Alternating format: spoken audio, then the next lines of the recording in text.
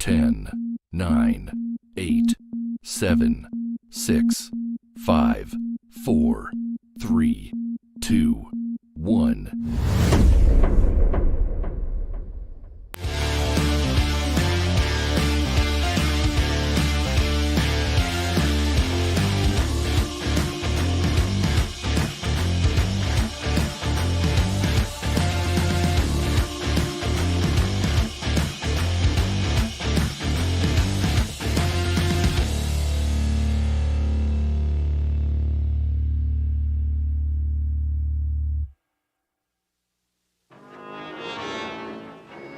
Slave,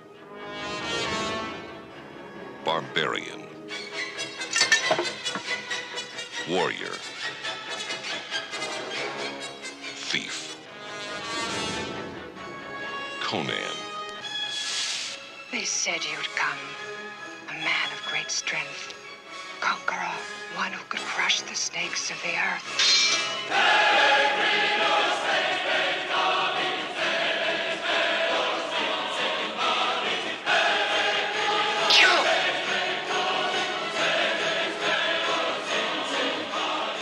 Purveyors of their own deaths. He's evil, a sorcerer who can summon demons. Day of Doom is here!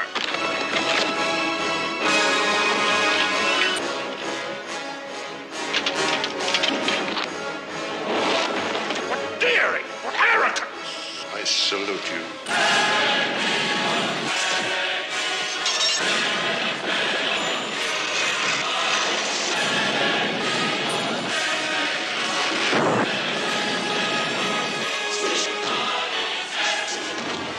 Out of an age undreamed of comes the most incredible adventurer of all. The man they call Conan the Barbarian. Coming to a theater near you from Universal Pictures.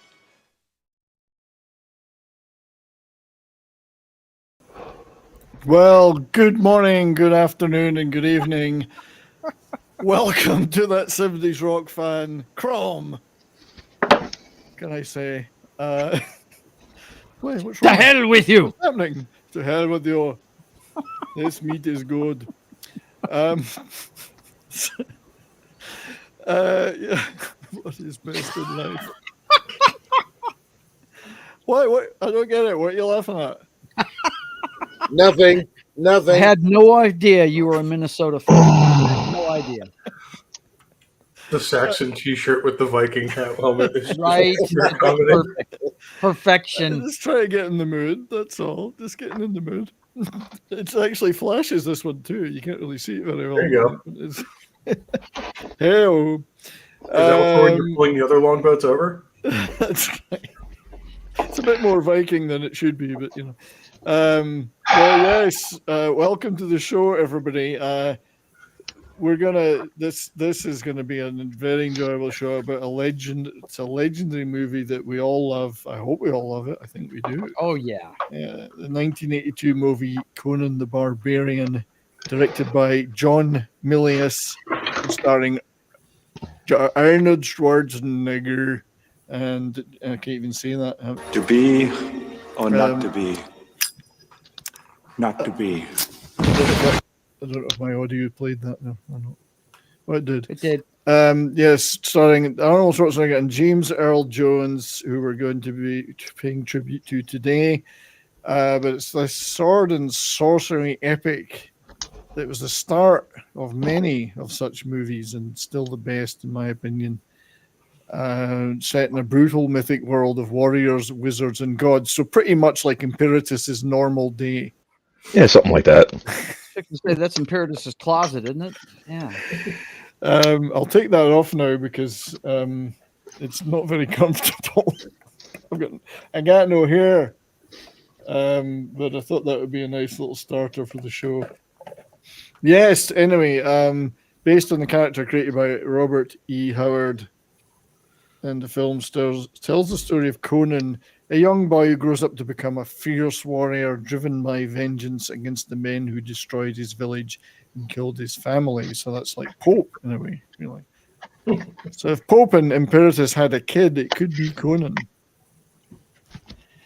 Anyway, it's a tale of survival, vengeance, and the forging of a hero in a harsh, fantastical world. It's got action, it's got mysticism, philosophy, particularly John Milius's philosophy, I would say. It answers the big questions, like what is best in life? Mm-hmm. Yes. I might have had a slightly different answer, but that one's his is acceptable. Yeah, perfectly fine. Yeah, I may have suggested a few other things, but I think we're talking about this. This is good. But what is best in life? Conan, what is best in life? To crush your enemies, see them driven before you, and to hear the lamentation of their women. That is good. Yes, very Nietzschean. It was attributed to Genghis Khan, that saying, and why not? I mean, the man nearly did take over the entire world. He did. Yeah, he was pretty close to it, that's for sure. But so welcome everybody to the show. We will be paying a little bit of a tribute to the great James Earl Jones. Certainly wouldn't want to claim that we're going to do a full in-depth tribute. Many streams have done so. Joe himself did a very, very good tribute on his show the other day. I'd urge everyone to go check that out. So many great things have been said about that wonderful man, and he was an enormous part of the success of this movie, on a par with Arnie, I would say. And a very Thulsa Doom, living on Thulsa time. That's a musical joke. Yes. Living on my favorite country artist, by the way, Don Williams, is great. Well, I mean, it wasn't originally a J.G. Cale song, but covered by Don Williams, or the other way around. But yes, the Don Williams version is excellent. Yes, Eric Clapton does a version too. Living on Thulsa time, very underrated villain. So we're definitely going to talk about that. Enigmatic and powerful leader of a snake worshipping cult. He'd fit right in politics today, I think. Yes, he would. He would, yeah. But welcome to my wonderful panel, as usual, joined by my dear friends. How are you all today, gentlemen? Fantastic. Fantastic. I'll take no answer as meaning you're okay. This is a multi-choice question. Multi-choice question. But good to see you all, Imp, Pope, Christian, and Joe. Thank you all for being here. I know you guys all love this movie as much as me. And it was, in fact, it was the movie, for me, was the introduction to Conan. Yeah, me too. A lot of the people on the panel here have read the books, comic books, stuff like that. But yeah, the first thing I ever saw, well, I mean, I was a comic book fan. I'd seen the comic books in the comic book store. I just never got into them. I was a Spider-Man freak myself. Yeah. I had kind of an interesting intro to this franchise in that I knew nothing about Conan itself because I grew up in the 90s. You know, I heard the name, but I didn't really know anything about it until, I played Fallout. And Grognak the Barbarian is a big thing, and it's like a huge take on Conan. So I then went back down and saw the original stuff. That's absolutely right. Yeah, good catch. We're not going to claim. I'm not going to claim I'm any kind of an expert on Conan. I've seen the movies and I've read some of the mass market paperbacks. I've never really particularly read the comics. If you do want in-depth Conan retrospectives, you got to check out our friends at Midnight's Edge. Mm-hmm. Oh yeah. The Conan the Ultimate Barbarian, Conan the Barbarian retrospective, and there's a series of them on Midnight's Edge. And Andre knows just about everything about this franchise that's ever been done. That picture you just flashed up there, that's another way I knew him, because I've always been an artist and I've always loved great art, and Fraziati did some great Conan paintings. So really did. I'm assuming everyone is well familiar with Midnight's Edge, but I will post the link there. And check out their Conan series, and particularly, as we say today, the Conan the Barbarian retrospective. It's a fascinating video. Captures the history of the character and then the movie. And as I say, I'm not an expert. I've learned a lot from watching that and other similar documentaries out there, including the makings of made by the producers back in the day, which are also fascinating. So just a shout out to our friends Midnight's Edge for that. Going back to this. So my introduction was the movie, and what a movie it was. We'll be showing some stills. We'll talk about the cast. We will not in any way get homoerotic about any of this. How can you? There's a hot blonde in it, bro. Come on. Well, we're going to talk about her too, for sure. And 80s gratuitous sexuality. Damn right. Straight, bro. Look at this fabulous artwork. Yeah, it's awesome. Great movie, which we're definitely going to get into a little more. But just before we start to talk about James Earl Jones, which I really want to do first, I'd like to say hello to the chat. Hello to everybody in the chat that's here today. Hello to everybody that's watching on Rumble. Please leave a message over there if you get the opportunity. We're also going out on Twitter, but also a large number of people are here already in our YouTube chat, which I can highlight here. We have I translated this and I still don't understand it. No. Well, thank you for Deliton Pedrosa for leaving this. I think it may well have referred to the 2011 movie. The character tomorrow, but thank you anyway. Lord Thoth, the hoser in chief, is here.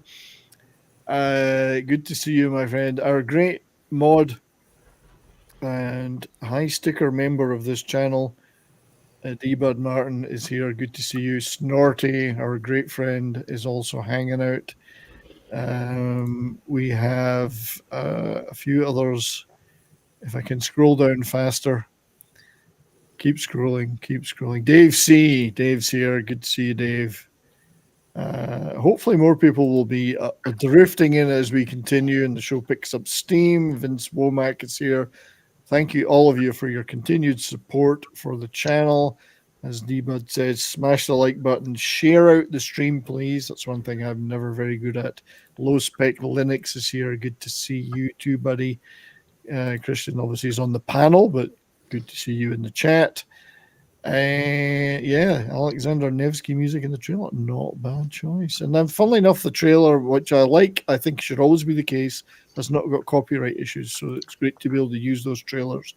Soul Assassin asking the big philosophical questions. If I miss anyone, forgive me. I will catch your chats later. Keep them coming. You can and you can super chat if you feel like it. Hey, Masgrave, and you can look at the memberships too. So and those are our members. Use those. D-Bud Martin is using those emojis there. So thank you for that. Oh, Antonio Carlos de Prada is here. New name, sir, but good to see you here. My pronunciation will be awful. Forgive me. Boa Noite. I don't know. I'm sorry, mate. It's Portuguese. He's from Brazil. I was thinking it was Portuguese, not Spanish. Yes. So, no with Portuguese people. Do not call them Spanish. No, God, no. And welcome to you then, Antonio. It's great to see you all the way from Brazil. Yes, Portuguese, absolutely. It's almost as bad as calling a Scottish man Irish. As a great student of history, and I know the Portuguese chafed under the attentions of the Spanish for many decades and centuries, so I can understand that. Anyway, so let's talk a little bit about, before we really get into the movie, about James Earl Jones. As I say, others have done great tributes. I just really thought we couldn't let this pass without talking about him. One of the all-time greats, a voice of a generation, in a sense. A man whose voice inspired many, and not just in Star Wars, but narrated many other things. Someone's clearing out their cupboard. I was fixing to say somebody is rearranging their apartment. I'm not sure what they're doing, but yeah. I think it's he's trashing his studio with an axe. Right? Trashing? No, I'm actually in the process of building something. Oh, you're building? Okay. I hope you're going to show us then. So James Earl Jones, rest in peace, sir. He lived a good long life, and we celebrate. We're not going to be sad. We're going to celebrate a man that was in so many different roles over the years. Started his career way back. Born in Mississippi, And bizarrely, of course, as we know, overcame a childhood stutter. Yeah. To become this voice. The voice, yes. The voice. Not many people can have voice with that amount of impact. Gravitas is the word I think I would use. And, his voice, I mean, especially with, the voice of Darth Vader, he's probably one of the few people that can say almost every human being alive today has heard his voice at least once. Right. Yeah. And not just one generation. There was obviously us that were into Star Wars. Then there was the Lion King generation. The voice became...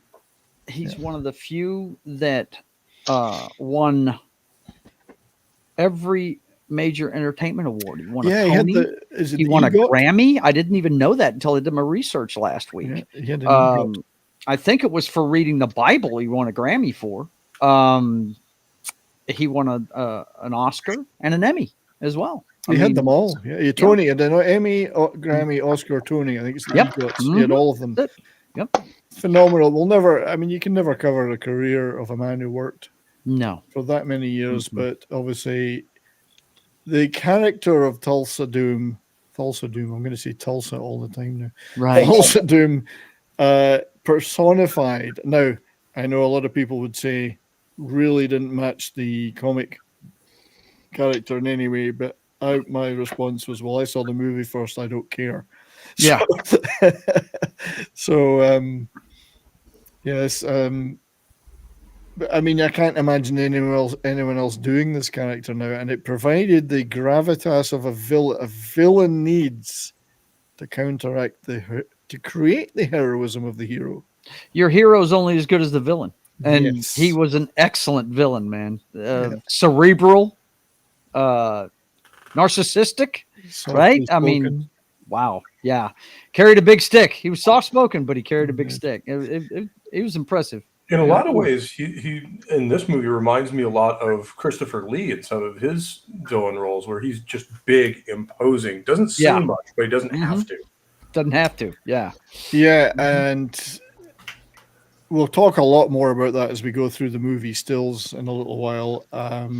But some other great roles. As far back as 1964 in Doctor Strangelove. Yeah. I forgot he was in that until recently. I know, that was good. It's a key part, not the biggest part, but a very key part. He'd been in many other things before, but I think it's the first one that got him some serious. And that's a pattern for him. Like, he's almost never the main character in a movie, but he is like the central figure for the whole story. Yeah, and you're adding some class when you get that. Yeah. He played the voice of some character. I'm not sure I've really heard of him. Darth something. I don't know. Yeah. If you've seen the footage of David Prowse's voice, you understand why they hired this David guy. Prowse. Lovely English guy, big guy, beautiful guy, David Prowse. Not a speaker. No. But that voice, the depth of it. He was like lower baritone level, getting into bass. Just beautiful. James Greer, of course, in a few movies, even had to put up with Alec Baldwin. The Hunt for Red October. He survived filming a movie with Alec Baldwin. That's right. He did survive the entire movie with Alec Baldwin. That's a tough guy right there. Yeah. So another great character. Obviously, Field of Dreams, where again, not the actual lead, but equally as important as the lead. Oh my gosh, you kidding me? Let me tell you, when I put the show together last Wednesday, this is the part that I was worried about, because I look, when the last time I actually smoked a left-handed cigarette, guys, was on my bachelor party when me and Foxy got married, and when my buddy brought me back from it, I was high as hell, and she handed me a copy of Field of Dreams she had bought for me when I got out of the truck, and I bawled like a 12-year-old with a skinned knee. Anybody that's seen this movie. You may not like baseball, but it's really about fathers and sons. This movie is. Yes. And it's fantastic. And a philosophy of life. in it is, oh, God. It's off the chain. Philosophy of life. It's a life philosophy. Yep. That's the message. But beautifully done. I forgot to mention, of course, his U.S. Army service when he became a Ranger. Well, he got the Ranger tab anyway. It's so he was, and he talked about that a number of times, how it influenced some of his work. So great, patriotic guy, served his country, fought hard against the stutter and overcame other things, and nobody would pretend it was easy for actors. His father was an actor too. Easy for black actors in the early days. No one would pretend it was. There's a massive respect from everybody in the end. The Sandlot, voicing Mufasa here, great picture. You don't often see behind the scenes like that. And I feel like his reputation is what happens when you just ignore all the other bullshit and just work on being excellent at your craft and being a professional your entire career. Take notes, Hollywood. You don't have to talk about all your political persuasions. Just do your job. That's what this guy did. Yeah. And he was humble about it. Yeah. And we should also not forget the wonderful movie that was Alan Quatermain and the Lost Kingdom of Gold. Yep. But notice, sorry, let's forget about that one. Right. There was never any scandal attached to this actor. You hear all the young actors and all that, scandal after scandal, DUI, drug abuse and all that. This guy was squeaky clean. Just a gentleman, an absolute gentleman. A good average guy that did his job, did it well, and by all accounts treated the people around him very well his entire career. Oh yeah, I've never heard a bad word about him, but did a lot of voiceover stuff as Stargate, obviously. He was in Soul Man, actually, which is a really neat movie as well. I didn't have a picture of that, but yeah, I saw, actually IMDb had a small little minute-long retrospective, and I completely forgot he was the professor. And he does that's right. He was the professor in it. He narrated Judge Dredd, which has its merits. Yeah, it wasn't a great movie, but it has its high points. I am the law. I am the law, and I don't like my helmet. And then Coming to America. That was not many people could carry that fur, that lion skin off. and showed off his comedic chops too, because his timing was perfect in every scene he was in. Man, he was great. Soul Assassin said, I mean, Arnie wasn't that well established as an actor, and he did get a lot of help from James Earl Jones. Oh yeah, in the craft, because James Earl Jones had been acting for a long time, so that was very helpful. They had a great camaraderie on set, all of them. I mean, by 82, James Earl Jones was already 20 years into his career. Yeah, at least. He'd been around Hollywood that entire time, so he knew. Rest in peace. Rest in peace, sir. We will miss you. We thank you for everything you did, all the great memories. And we're going to talk a lot about you in this great movie, which you classed the joint up, quite frankly. Yeah, classed the joint up. Yeah, he did. He did. Look at that in the full costume. It's a great picture. And not many people could carry that off. No. I loved his hair, his helmet hair at the beginning of the movie when he slays everybody. He just takes the helmet off. It's like, what's with the hair? He's got the rock and roll hair, bro. You got to have a rock and roll hairdo to be in a Conan movie. Come on, bro. Come on. So, R.I.P. James. Thanks for all the memories, and let's talk about this wonderful movie that you were in. So, big story behind, a long story behind getting it done. But in the end, made by Universal, budget of 20 million, global box office 80 million. Plus, God knows how many sales on VHS. Which, I mean, even by the end of that day, that was a huge hit. That's a big hit. Huge hit. Yeah. I don't know for sure, but I got to think it's one of Dino De Laurentiis' biggest money makers he ever made. Potentially, potentially, because that one and Flash Gordon are probably my favorite ones he ever did. Flash? Oh. Yeah. Did somebody say Flash Gordon? Yes. Yeah. Well, look at all this great artwork. Filmed largely in Spain, but a bit of a story behind how it got to where it was, but it all worked out in the end. I love these quad posters, by the way. They're always my favorites, the quad ones, the wide ones. Generally, they were British or European, not the straight up. The only time you saw them in the States was inside movie theaters. You didn't see them outside. Yeah. I like this one. I don't know where it's from. Krieger, Gladiator, Kunge. I don't know what language that is. Probably German, maybe. Probably. Krieger? Yeah, I'd imagine so. Too many K's there. So, way back in time, Conan, and I'm not. I absolutely admit I'm no expert on Conan, so forgive me. But we do want to touch on this before we get to the stills of the movie. Robert E. Howard, the creator of the character and indeed an entire universe of characters, Texan guy, died in 1930, I think, at the age of 30. Yeah, he died young. Died young, self-deleted, unfortunately, after his beloved mother died. Very interesting guy when you look at his history, and indeed there's a movie about him called All the Wide World, which is really good, starring Vincent D'Onofrio.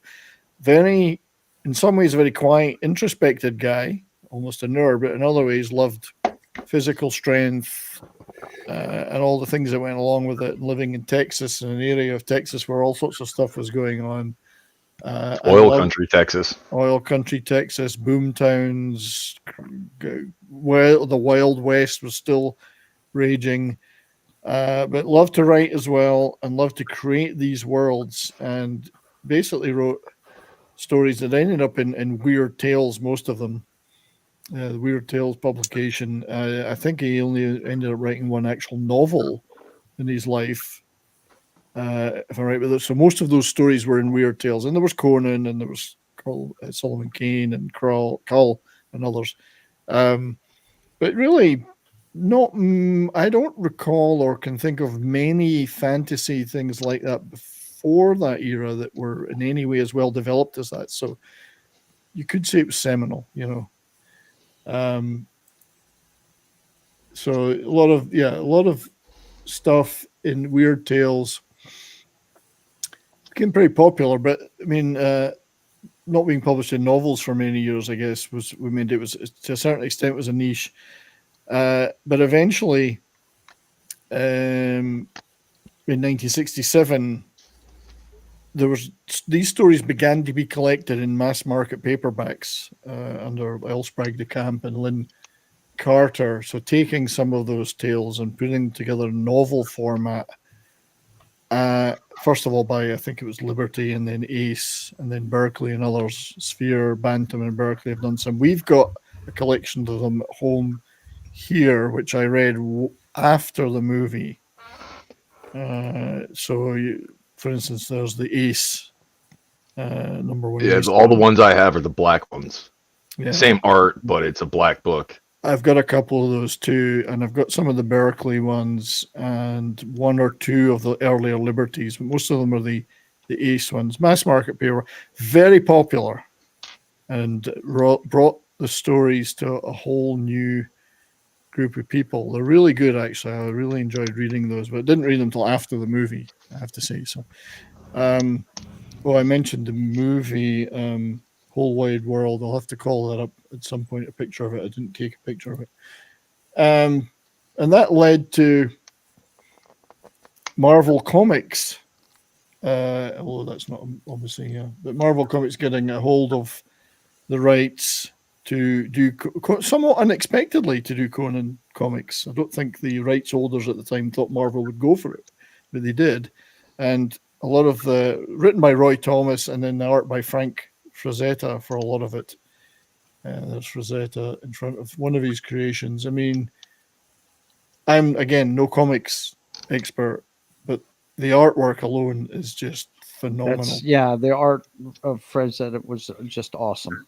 No doubt. So setting used a lot of live models doing his stuff. Yeah, especially for the naked girls. Mm-hmm. This was kind of setting the tone for what was going to come later, in the movie. So this is why I find it fascinating now. But you've got a lot of the elements there. You can, you get the snakes, you got the sword, you got the muscular thing, you've got the very uncomfortable loin apparatus.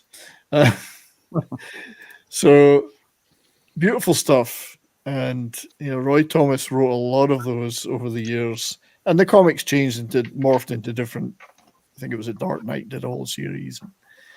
You comics fans will know a lot more about it than me. Dark Horse, sorry, yes, Dark Horse. Frank Frazetta did do some albums too. Oh yeah. So Molly Hatchet, for instance, being amongst the recipients of his artwork. So Booger414, welcome to the channel, and just says thank you for subscribing, sir. As Davina says, Frank Frazetta's granddaughters run a channel featuring his art. I've spent a lot of time this week looking at his art, and it's just phenomenal, unbelievable stuff. But I got to give Roy Thomas a ton of credit too for the writing, and here's the Marvel stuff. So it wasn't like Roy Thomas was writing that stuff before Sword and Sorcery, but he really got into it, and did great. And a lot of these elements then end up in the movie too. So it's a combination of things. There's Howard influences, Roy Thomas, Frank Frazetta influences. So I don't know if anyone went to this event on September 1st, 2024, but in Tucson, living on Tucson time. Savage Sword of Conan, that was the other ones that... I'll tell you one DC comic that was heavily influenced by the Conan stories, and that's Warlord. If you guys remember that comic. Yeah. Yeah. So it was about a guy from our time that went to a place like this, and he became the Conan type character there. Yeah. All of this built to the stuff that we've come to know from the cinematic side of things going forward. Which, as I say, was my first introduction was the movie. It's only later I went back and read some of the books, which are collections of the work by Howard, and then adaptations and extrapolations by L. Sprague de Camp and others. So a lot of stuff building up, and then obviously there was talk of wanting to make a movie. And Edward R. Pressman and the guy that's on the left-hand side here, Edward Summer, managed to sort out a lot of the complicated rights issues to bring it together at that time with Paramount to say, well, let's make a movie about Conan. Summer's the guy with the blue jumper on there. And this is like mid-70s, early mid-70s. Took a lot of time to get those rights together. Here he is with Arnie later on. Which one's Arnie? Oh, wait a minute. Oh, yeah. I think it's the guy on the left. Isn't he the guy that gets his sand kicked in his face by the guy on the right? Yeah. I think and indeed, Arnie was on board fairly early in this process. At the time when it was Pressman and Summer were producing, pitching it to Paramount, trying to get the scripting and money and everything together you have to do. Arnie was a fairly early choice for Conan. Obviously, that didn't firm up till later when the movie actually got green lit, but he was always in the frame for it. And he was still at that time struggling to get into acting, which we'll talk about in a minute. And then Paramount said, well, you need a scriptwriter. You need someone with a name. So Oliver Stone was just starting to make a name for himself as a writer at that time. So the Pressman and Summer got him on board to write a script, and apparently his first version was a 4-hour epic, which has been named lovingly as Cocaine the Barbarian. Okay. Later on. But apparently, and I've read bits of the script, and obviously Andre and others on Midnight's Edge talk about it, and others have written about this script. This script would have been epic. Probably a little closer to Robert E. Howard's universe than the eventual Milius version. Apparently, it was an absolute epic, and he envisaged multiple movies. He wanted to create a cinematic universe long before Marvel and others did it.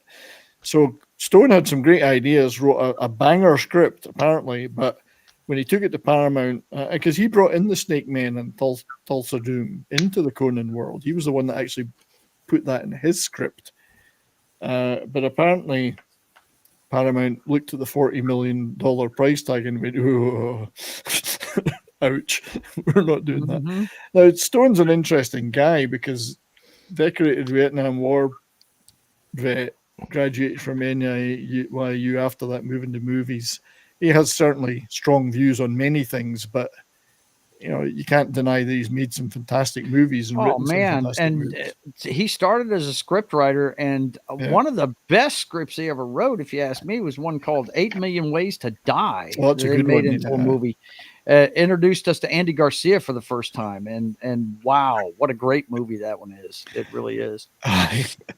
Davina says too much cocaine, and then Milius equals just enough cocaine, right?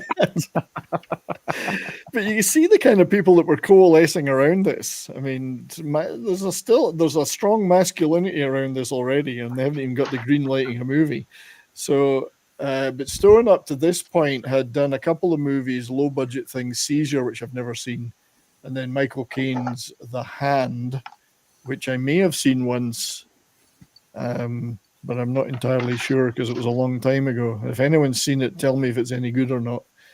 It's low budget horror, but was it Michael Caine's hand or was it somebody else's hand? That's what I want to know. Did he have his own stunt hand? And then, of course, he had big success, Oscar-winning, I think, Academy Award-winning success with Midnight Express. And the message of this movie is never go to Turkish prison. That's right. Never try and smuggle drugs in or out of Turkey. Ever. Don't do it. Don't do it. Do not good end for up, you. Do not end up in Turkish prison.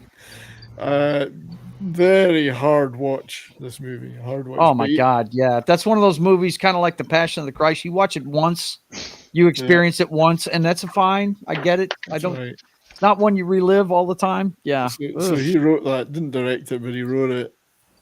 And it's based on a true story too. Yep. That's right. Based on a novel by a man named Lear. No, it's a true story. So so he brought in some elements like Thulsa Doom from the Cull stuff into the Conan world. So he had some ideas. There was zombies in his and all sorts of stuff. It was the snake cult were in there, but it was a 4-hour post kind of apocalyptic vision. I think Milius went for more of a sort of Viking Valhalla feel, you know. And then they couldn't get a director. Ridley Scott was on board. He dropped out. There was a few people mentioned. Paramount said, well, $40 million, too much. They dropped out. So Pressman and Summer went to Dino De Laurentiis and said, basically they sold the rights to him. I mean, they're still involved in terms of they're credited and they were involved, but De Laurentiis said, I'm taking this over, and he gave it to his daughter, Raffaella, to produce. Man with the wildest eyebrows in history. Indeed. What is it with Dino De Laurentiis and like being like the patron saint of lost causes in Hollywood? Like he seems to be like the guy you go to when everyone else says no. That's right. And he goes, I can do that. I can do that. Zombie Box Review says, I guess 70s won't be visiting these Turkish bathhouses. Well, not again, no. Once enough. Once is enough. So give it to Raffaella, who had only got one movie under her belt at that point. Beyond the Reef, it was called, a low-budget thing called Beyond the Reef, which you can see on YouTube for free and looks terrible. But of course, Dino De Laurentiis went on to produce dozens of great movies, and had produced great movies before Death Wish, Flash Gordon, Manhunter, my favorite Hannibal Lecter movie, and many others. A very flamboyant producer, big studio, went like all good producers, went bankrupt a few times. King Kong 76, that was one of his. Just so many.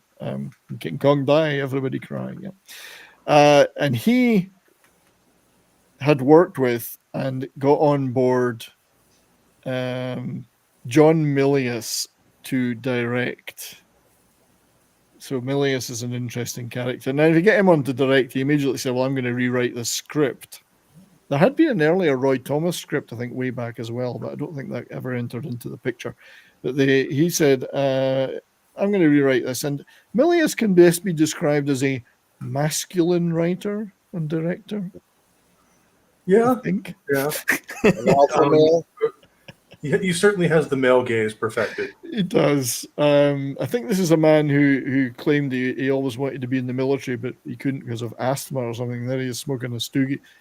So how true that is or not, I don't know. But he certainly loved, and he directed. He said that he tried to direct like a general and all that stuff. You know, so, he loved masculine stuff.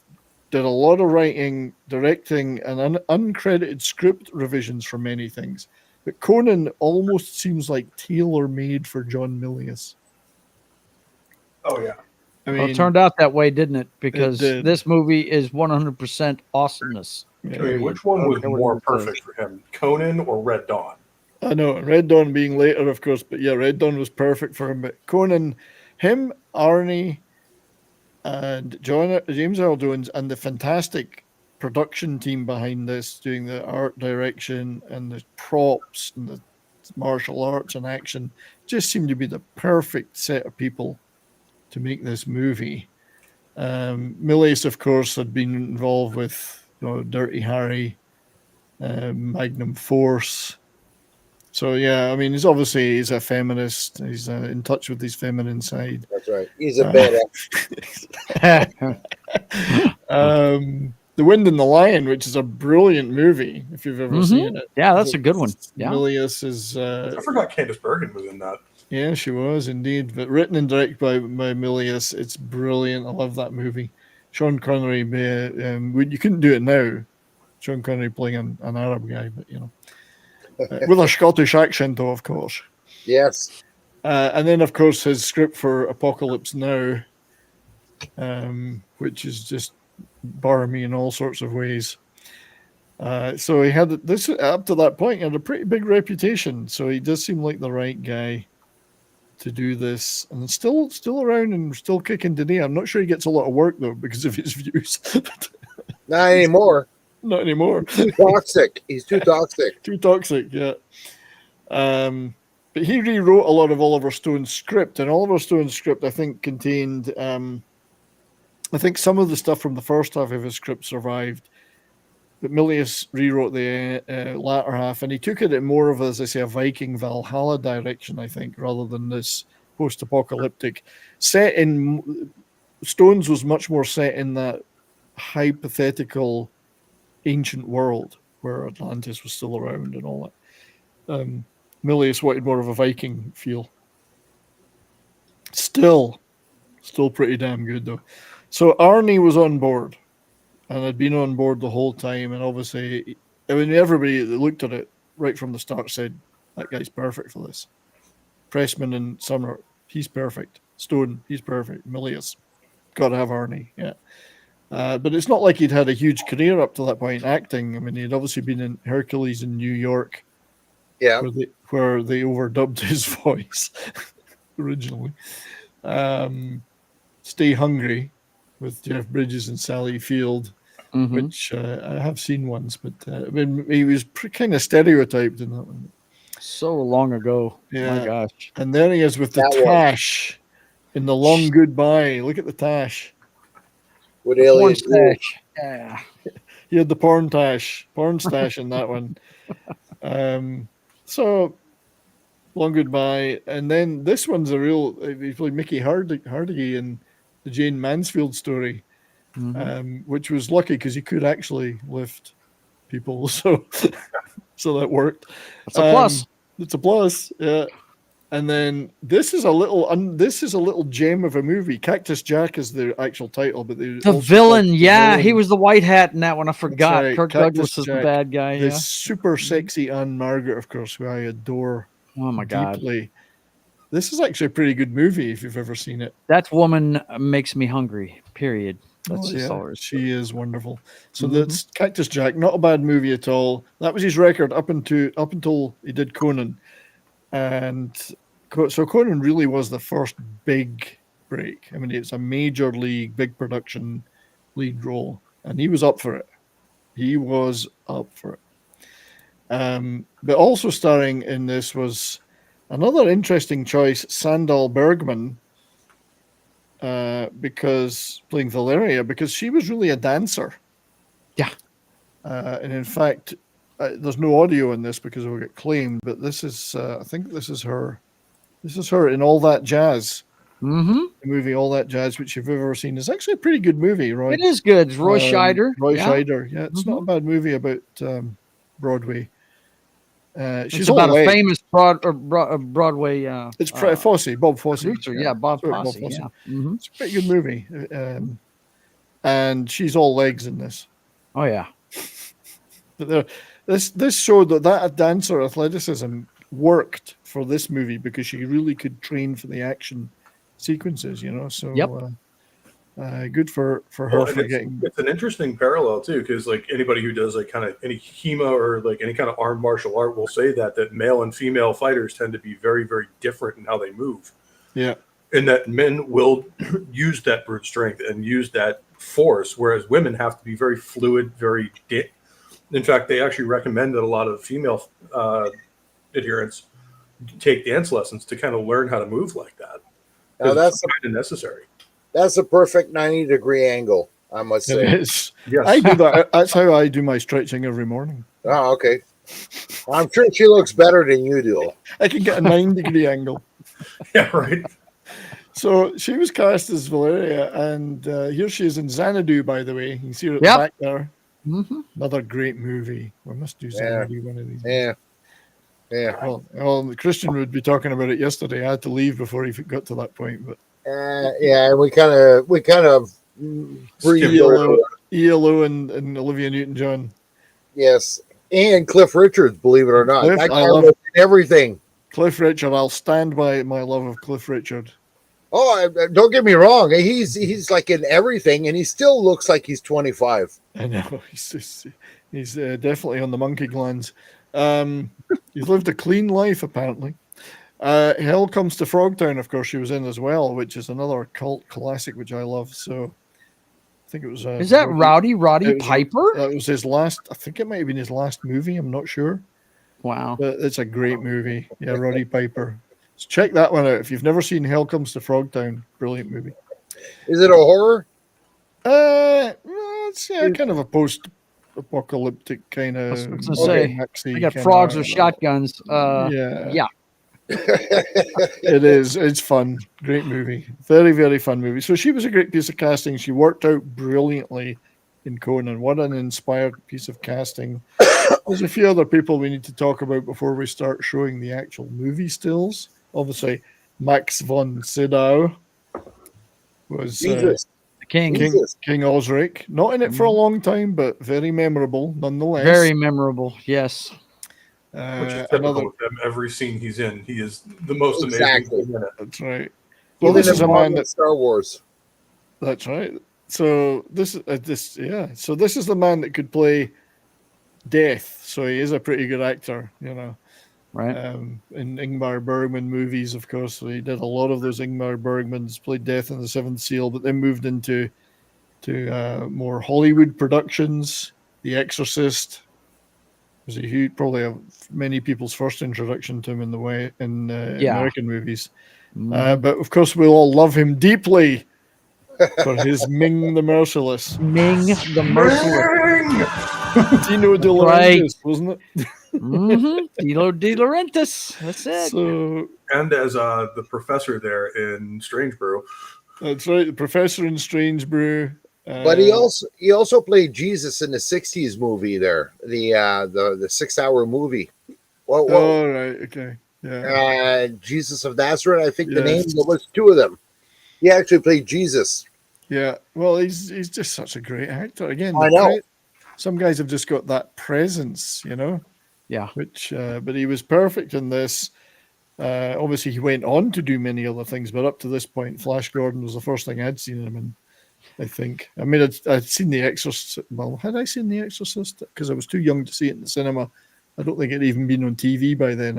I was 8 years old when I saw that movie, and then I had to walk my 6-year-old brother home in the dark 2 blocks. I'll never forget watching that movie. Well, it's okay because if his head swiveled the other direction, he could watch behind you just to make sure. Right.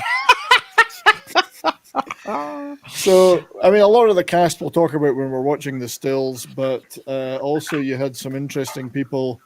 Mako, the wizard and the narrator, born in Japan, played lots of, Japanese roles and Korean and Chinese roles, all purpose, and things like McHale's Navy and MASH and many other shows like that as far back as 59. So he'd been in a lot of stuff even up to this point. I love his character in this. He's really good. He's fantastic. Then you had Jerry Lopez, Subotai, however you want to pronounce that. Big pal of John Milius is born in Hawaii, Major League Surfer. And he done the film Big Wednesday with John Milius, all about surfing. Mr. Pipeline, they used to call him. As you can see, this is actually him. So wow, Major League Surfer. John Milius wanted him in the movie, and he worked out great. There he is with Milius making Big Wednesday. But yeah, who knew? At the time, I didn't know. It was unknown to me when I first watched the movie. You also got, though, a couple of sidekicks to James Earl Jones, who made memorable impressions. Not necessarily a lot of lines, though. No. You had Rexor, played by Ben Davidson. NFL Well, our player. ex-NFL players love him. Yeah, Yes. defensive end for the Packers, and then the AFL Oakland Raiders. I think he played for Washington for a while too. So there he is. Killing Joe Namath. Yes, killing Joe absolutely. Namath. Yes, that's right. So he switched into some acting roles. He was in quite a few movies actually, but he was a great choice. And then you had another guy who's been very associated with Arnie over the years. Wasn't he a workout partner of his or Yeah, something? Thorgrim, Yeah. Sven Ole Thorson, bodybuilder, powerlifter, and karate black belt. Stunt doubled for Arnie, but also got roles in movies in his own parts. You can see him here in Red Dawn, not Red Dawn, sorry. Red Heat. Red Heat. Mm-hmm. I mean, these guys really need to hit the gym. Just a little. Just a little. I think they're forgetting leg day. They forgot leg day, yes. Yeah. He hasn't forgotten penis day, though. No. Oh, man. I mean, come on, guys. Just get it over with and get the towels off. Right. Yes. As Soul Assassin said, he's the guy who fought Russell Crowe in Gladiator. Yes, that was one of his later movies, was Gladiator. But he also was in The Running Man. Oh, yeah. Yes, that's right. He was. I forgot about that. He was in all the 3 Conan movies. He was in Raw Deal. There was a third Conan movie? Well, the Red Sonja. Oh, okay. Gotcha. I call it a third Conan movie, although it's Prince Valiant or something. It's not really Conan. Predator, he was in Lethal Weapon, Running Man. He was in a lot of stuff. We will talk about some of the other actors as we're going through the stills, but these are some of the main guys. There's some others that are pretty well known too. The music was a huge part of this movie, though. So Basil Poledouris, I always make this Poledouris, big friend of John Milius. A brilliant soundtrack, which I don't think if you took it away from the movie, it would be half the movie would be gone. I think it's so good, and you hear echoes of this in every fantasy movie ever since. You know, he set the standard with this. You hear it in. I play the Witcher games a lot, and Witcher 3 particularly. A lot of the music in it is very close to some of the music in this. So great score, huge score. Oh yeah, I'm sorry. Foxy was needed me for a second. Great music. Yeah, Soul Assassin's great. The music is its own character in this movie. It is so good. But look at all the other stuff he did. RoboCop, obviously, Starship Troopers, Hunt for Red October, all these great properties. He worked with Milius a lot, and Paul Verhoeven as well employed him a lot too. Dozens of great soundtracks. Back to that in this movie, the soundtrack does most of the heavy lifting. The dialogue is almost non-existent for large parts of it. Really? Yeah, it's all visuals. Yeah, and the music. It's all visuals and the soundtrack to put you in that headspace. You're absolutely correct when you say that, mate. It is. It's there's whole stretches. There's no dialogue. Tons of stretches like that. And some movies will have a scene or two like that. We had like multiple 10, 15-minute sequences where they weren't saying anything. I think you like the orgy scene music particularly, don't you? Well, yeah. I mean, that's what the highlight. No, but not only the music, but it's a sign of a good director. Show, do not tell. You know, and the music and the filming did exactly that.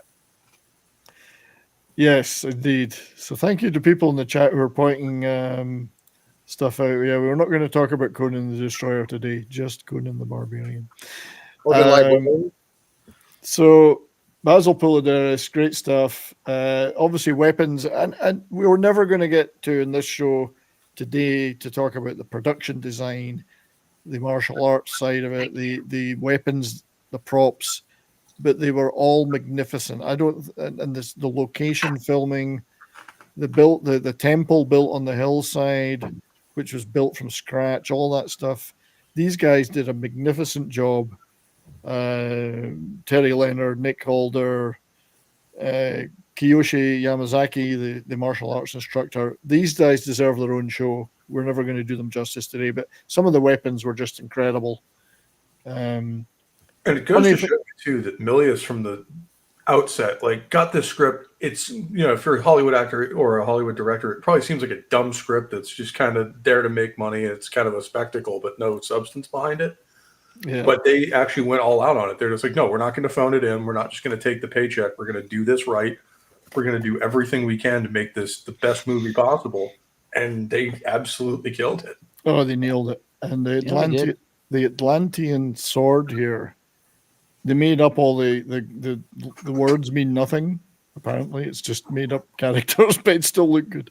But they had a range of weapons from light, wooden ones painted to an actual 11-pound steel swords, and everyone was practicing again with those. So Sandal Bergman, she almost lost a finger in one scene, apparently. So those swords are awesome. To this day, they're my favorite sword. Yeah, that thing is the coolest sword in movie history. I don't care what anybody says.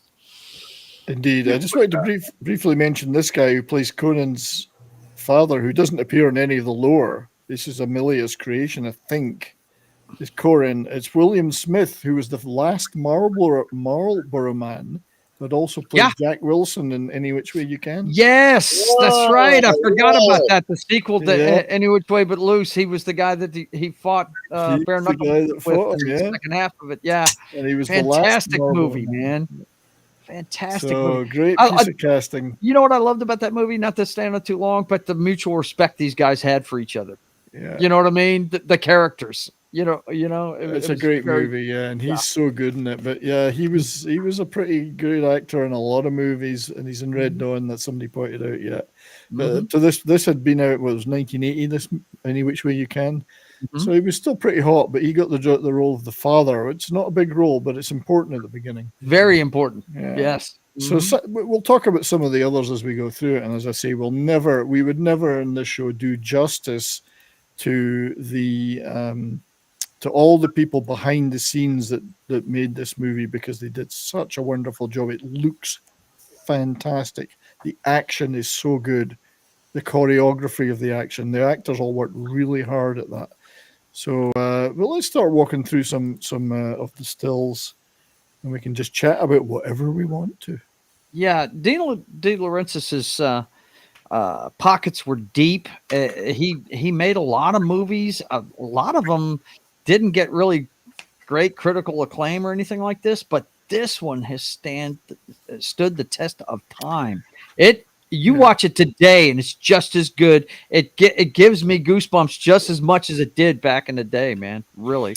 Yeah, and this part here, where I think this is a lot of this is, I don't know whether Stone wrote this part or Milius. I mean, they didn't write together, but the whole forging of the sword and introducing his father as a guy who does that as a blacksmith, but also a protector of the village. All that was, I correct me if I'm wrong, anybody out there, I don't think any of that was in Robert E. Howard's vision. This is all something for the movie. Again, watching the movie, I didn't care. I thought it started great. I think if I remember right, they reference in the book that his father was a blacksmith, but that's about it. Right. Really? Okay. Yeah. So the actual Howard stuff didn't touch on his family really at all. The Marvel comics went a little deeper into it, but not. Yeah. Is the Riddle of Steel part of the lore, or no? That's all part of this. But here he's also introduced more of a sort of Viking Valhalla thing up in the mountains, snowy mountains, and. Actually, that is part of the book lore too, because the Sumerians in the books were pretty much based off of Black Irish, and then if you look at the continent of Howard's world, it's right next to the two countries of Vanaheim and Asgard. So Are these now? Just Okay, since you right. brought it up, is this the same Sumerians that are in King Arthur? The one that they made with oh god, that guy that should have played James not Bond. probably not, because Howard's work, while it's semi-historical fiction, it's generally not. So it can't be Irish because nobody said diddly diddly diddly potatoes. Oh, stop it, man! I get I'm not Scottish. You got to make fun of me every time I'm on your show. So- What's with you? Making this, Wait till I kick in with the Irish hate. They set this whole setup and expecting it to snow, and it didn't snow for about a month. So they had a bit of trouble getting real snow. All in Spain, this as well. Spain's got a lot of mountains too. So it's, but yeah, this is fantastic to me. All this opening stuff is brilliant. Setting up the sword, setting up the village, bringing in Thulsa Doom as at this point just a guy going around looking for villages to raid and steal and take slaves from, you know. Yep. These guys were vicious. Now that's one thing I dig about the opening of this movie. They didn't pull many punches. This is almost to a level of like the Northman was with the Vikings going into a place and just wiping the place out. You know what I mean? Yeah. And I believe they had it took a lot of cuts to get it down to an hour. I mean, it was it was really an pretty bloody movie. They had to cut, and that wasn't sex; that was violence. They had to cut, get the violence out, you know. Yes, Andre, I did ask Tom to join us, and Andre's pretty late where he is, so unfortunately, Andre and Tom would be wonderful here, but I understand their other commitments, like sleep. So the introduction of Thulsa Doom is pretty neat here, and again, there's no words. Nobody's saying anything. Nobody says anything. Yeah, it's all show don't tell. And these guys are pretty keen to just cut this place apart. Right. Well, technically they were slavers from Vanaheim. Yeah.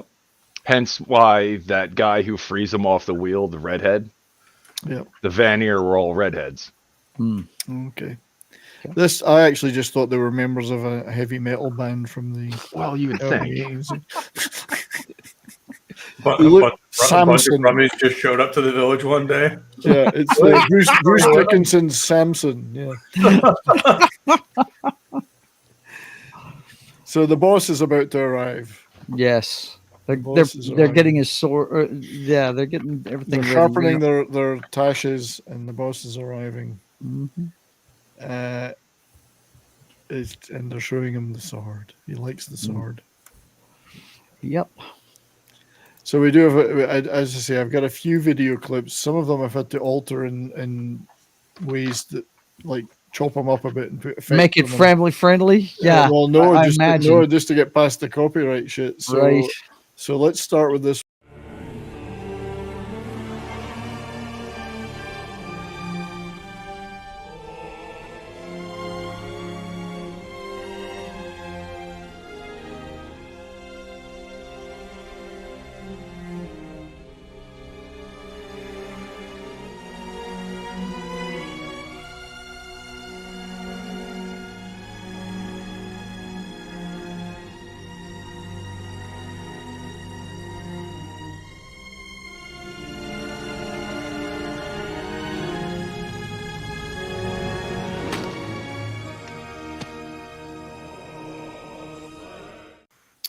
Not a word spoken. Not a word spoken, but you knew what happened, no doubt.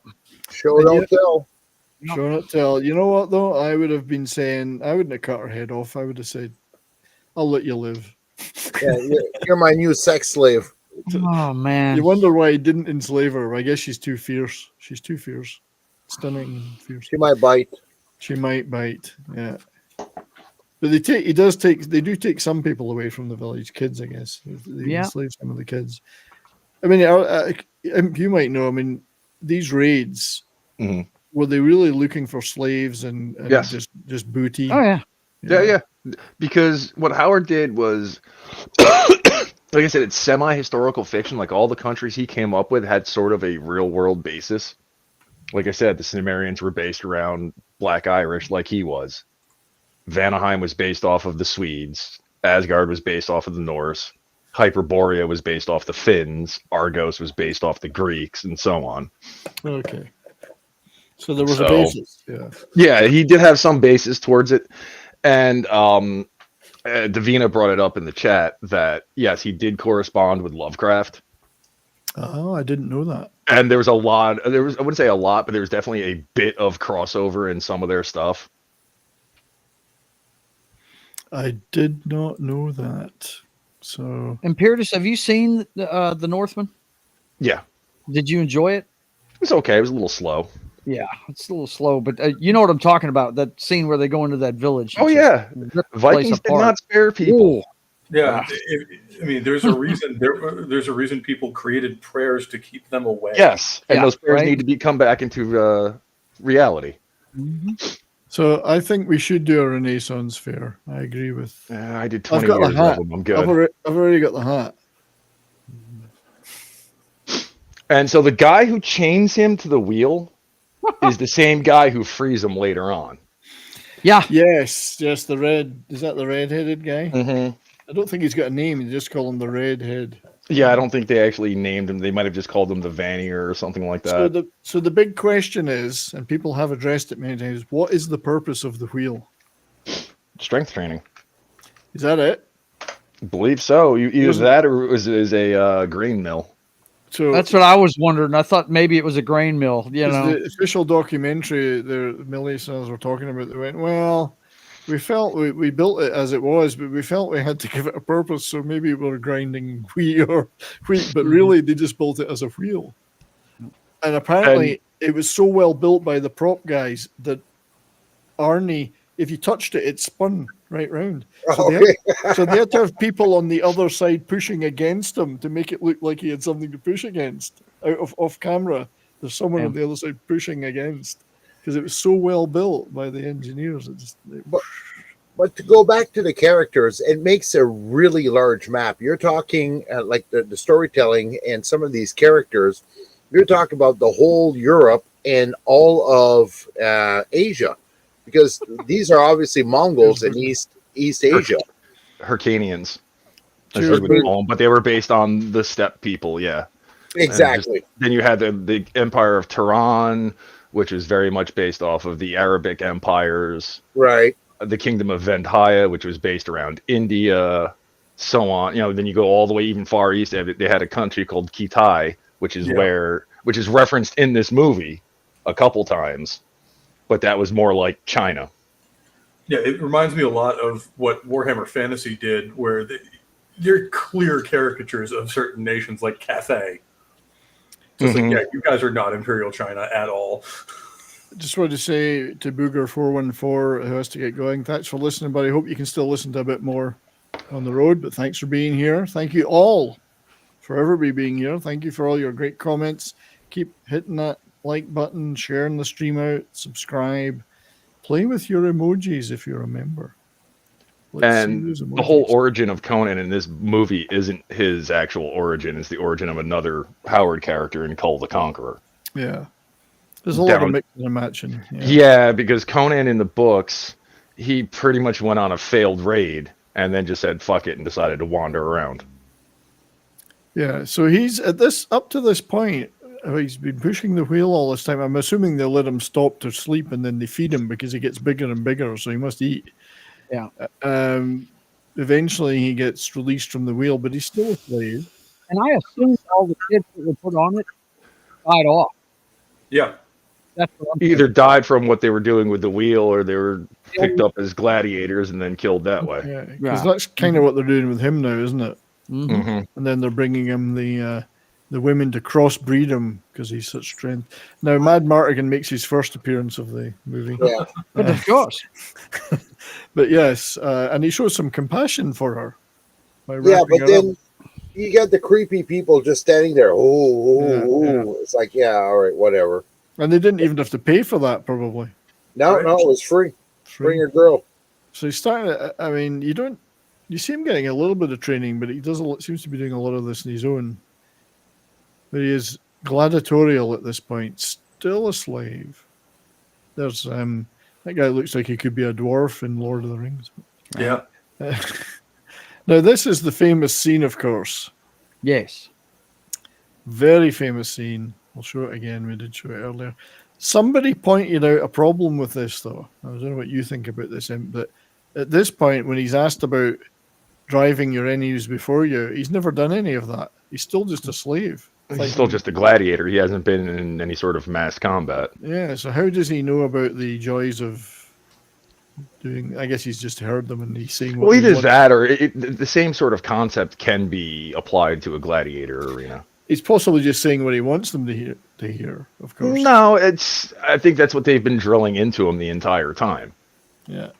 And he's not just, because they make a comment about he's also being not just martially trained, but educated as well as how to read, and they've been given and write, and they've been giving him philosophy to read, and so on and so forth. It doesn't sound like they are raising a slave; they are raising a king. Well, they've given him they've made him super strong. He's been reading. He does have reading ability. He's been taught to read. He's been given weapons training. All the things that are, would lead to him being more than his status. Yeah, he's been taught philosophical classics. All this, like they're raising a leader. That's what it looks like. Given mates too, he was pleasured and kept happy. Because the other thing too, there's always been a theory of why the redheaded guy frees him after all the gladiator stuff. That I didn't get. Is only because the Vanir were considered mercenaries in Howard's world, like the Vikings were.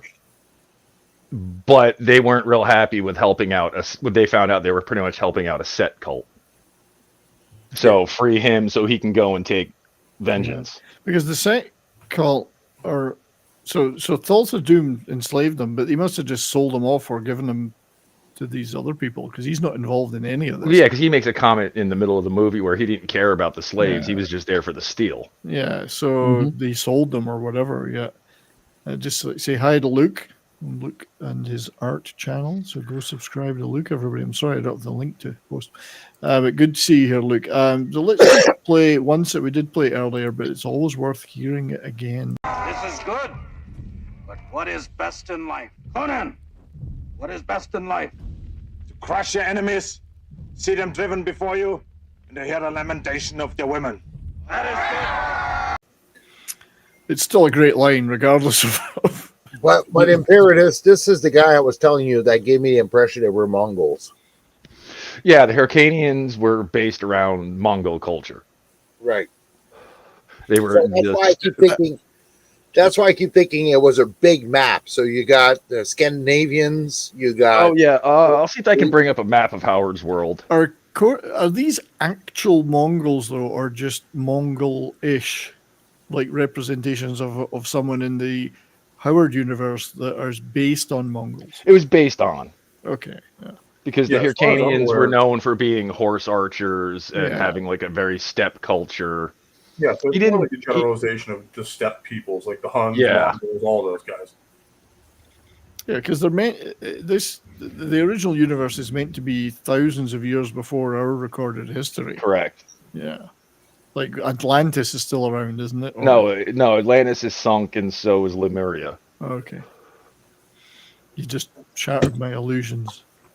Sorry, Atlantis, I want to know where Atlantis is. It's out there somewhere.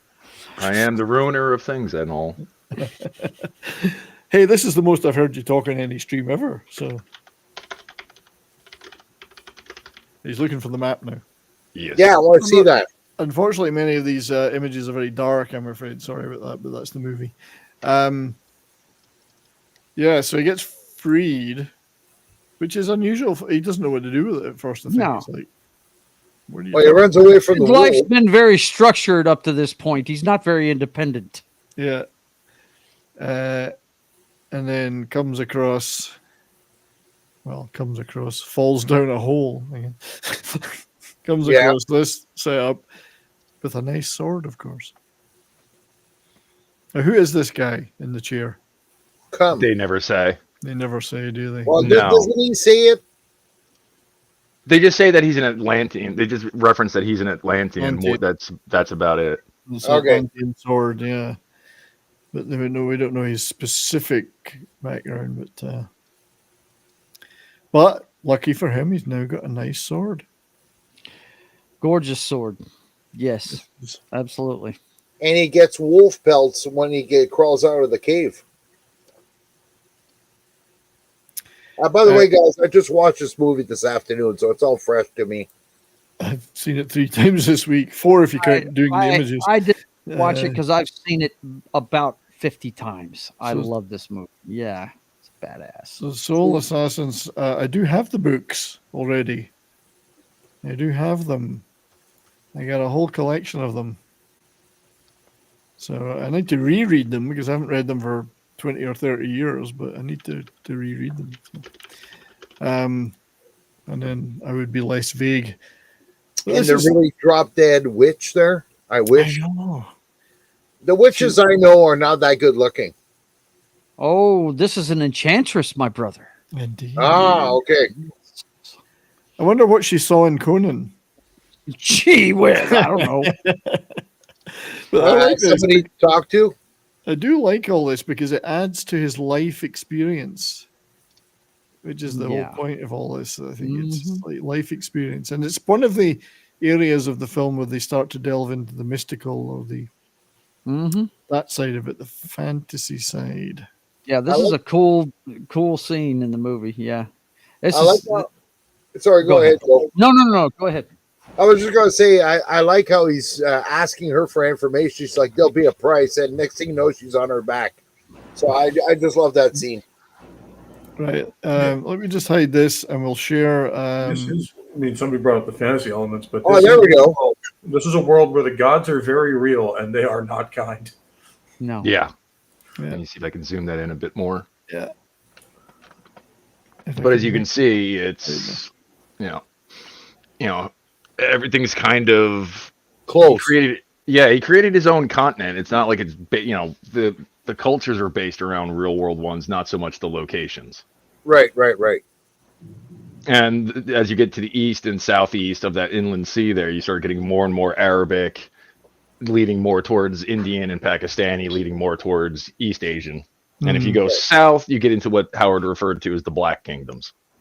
Got it. Right. But it's all one continent. Yes. Right. That's pretty neat, mate. Yeah. And then, as I said, if you go all the way up to the north here, Nordheim. we just put into Vanaheim and Asgard, which are representative of Norway and Sweden, and Hyperborea was supposed to represent Finland. And then Samaria.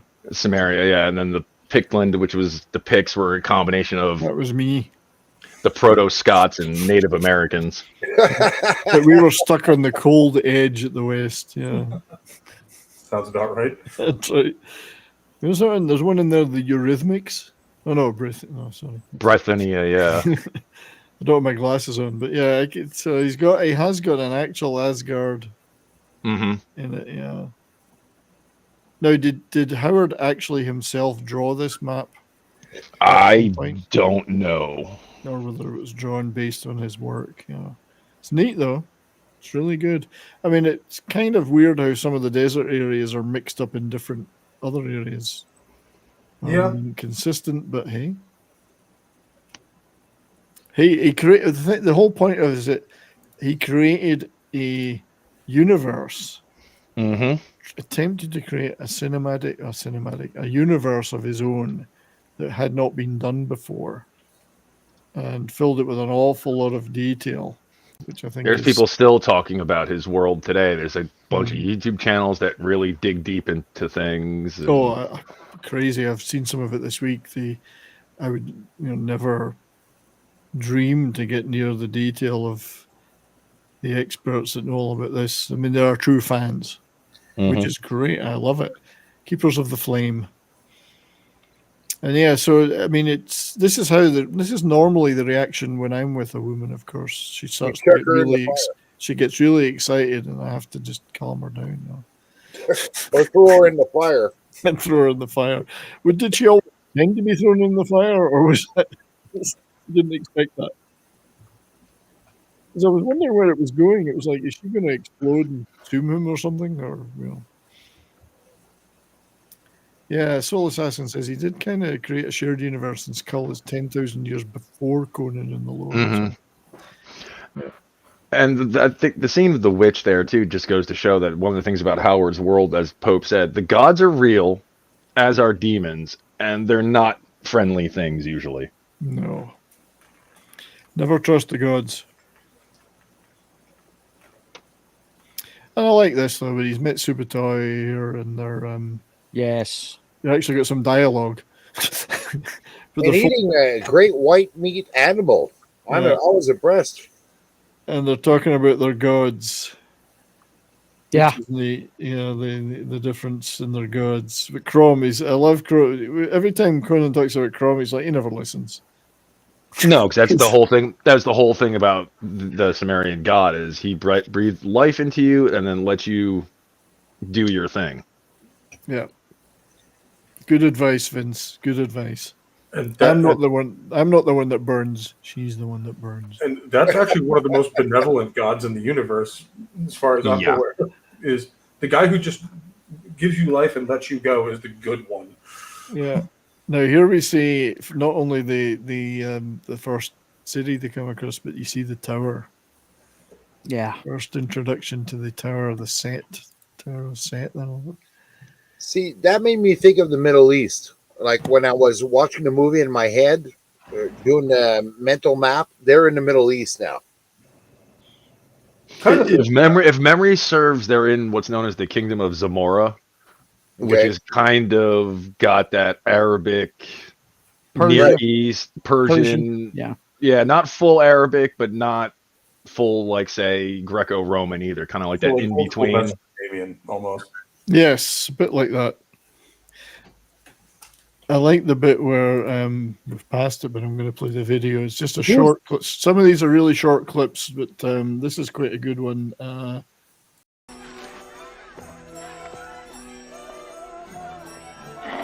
It's good. You have no idea how long it's been there. I love the meat on the stick. It's like, meat on a stick. What is that stuff? Look like a lizard, a gecko. It's some kind of lizard. It's unspecified, and Now, who is that actor? I know I recognize him from somewhere. I don't know. I'm not sure who that particular actor is. I'll have to look it up. I didn't write. Yeah. There's a couple of other actors we haven't touched on yet, but I'm not quite sure who that one is. You just look familiar to me, that's all. Yeah. There's probably a few English. I know that the priest later on is Jack Taylor, who's an English actor that was in a lot of stuff. There we go. And so on. But I'm not sure who that guy is. Tastes like chicken. Strange looking lizard. Tastes like chicken. It's called an Ohioan barbecue. So this is our introduction to our girl, where she's pretty dismissive of their skills as thieves, which is nice. Yeah, like you don't even have a rope. The side of the building's made of rope. They don't need one. Right, super thick rope. What it looks like. My favorite is when they get inside, they hit that styrofoam, that foam-made snake. When he cuts it and nails it, you can see it bounce off of it. I love the special effects, 80s special effects. Now, I can't quite remember. Conan and his friend are just thieves at this point, or is he specifically looking for something? Thieves. Just thieves, yeah. It's when he gets in, he realizes he sees something he recognizes. Well, don't forget, during all his quests, he's asking about snakes. And then the guy that I recognize, the actor, says the only snake here is that tower over there. So that's... and they're springing up everywhere, he said. Yeah. They're becoming the dominant snake cult. Of all the snake cults. Because all he has as a memory is when he was a child, the two snakes over a dark moon and a dark sun. Poor of me, man. Rena, you're so funny. Yeah, she is, and smart too. She's a keeper. Smart and funny. Now this is where we see we get to see the 36-foot mechanical snake they built. Yeah, made out of foam.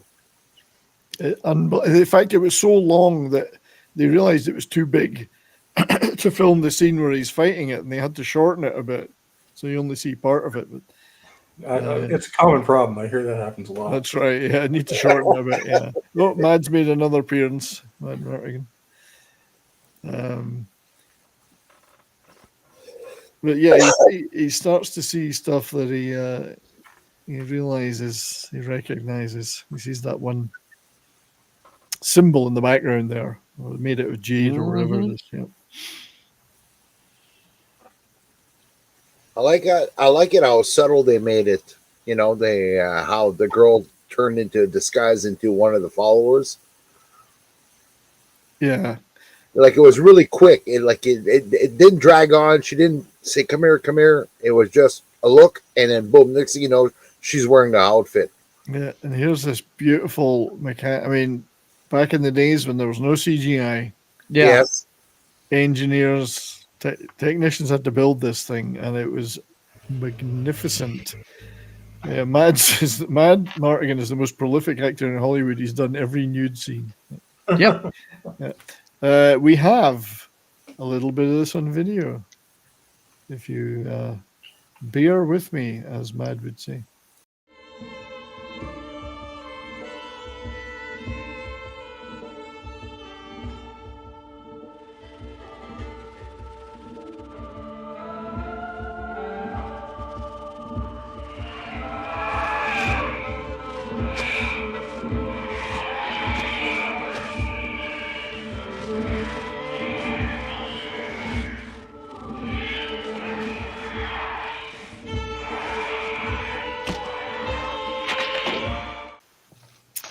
Yeah. What I like is when he lops its head off, man. That's cool as hell when he does that.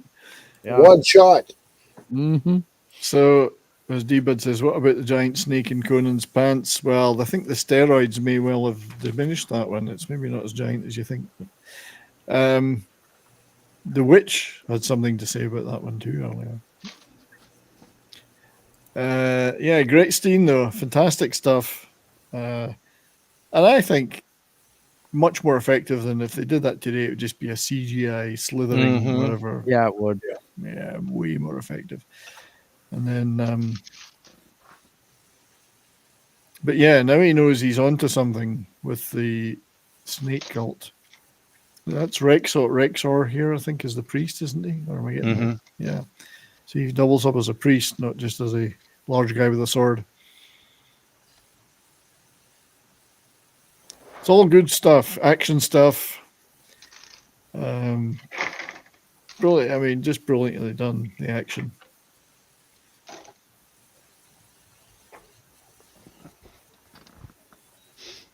So what have we got in the chat?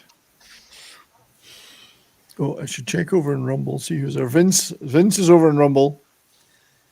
Hell Comes to Frogtown is available for free on Tubi. So go watch it, everybody. Yeah, go watch it, everybody. Frogs with shotguns. Yeah. I'm sure there's a French joke there, but I can't think of it. Isn't that it sounds like a Saturday night up in Quebec. Sounds like the PLQ to me. It's the PLQ. It's basically French Canada's version of Fallout, where the frogs have, evolved their own defense mechanism. Yeah. Are we fixing to see Mad Martigan again? I always think it's a real shame that the Parti Libération de Quebec ended up kidnapping politicians instead of Yoko Ono when she was with John Lennon in Montreal. Yeah, she should have. Yeah, because we all know that Yoko Ono survived the ordeal and went out and made a few more records. Yeah. But when she appeared with John Lennon at the Queen Elizabeth Hotel in Montreal, that's when they should have kidnapped. That's right. And nothing would have been a more higher profile than that.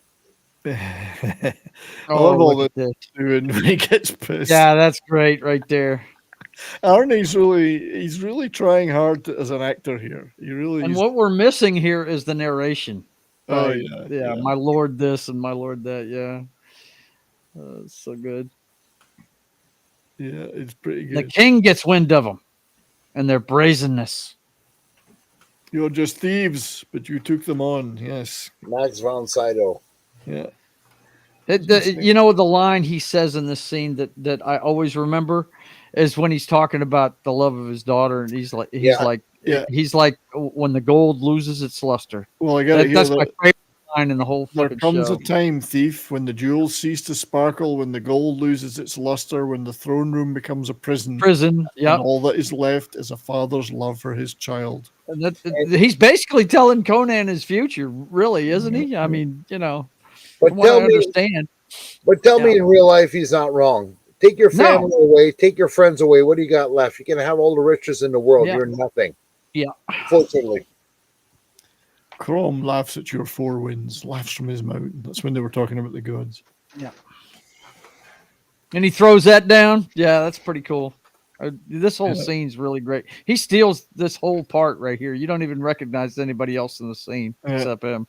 Look at the sword. Yeah. Mm-hmm. That's a cool dagger, though.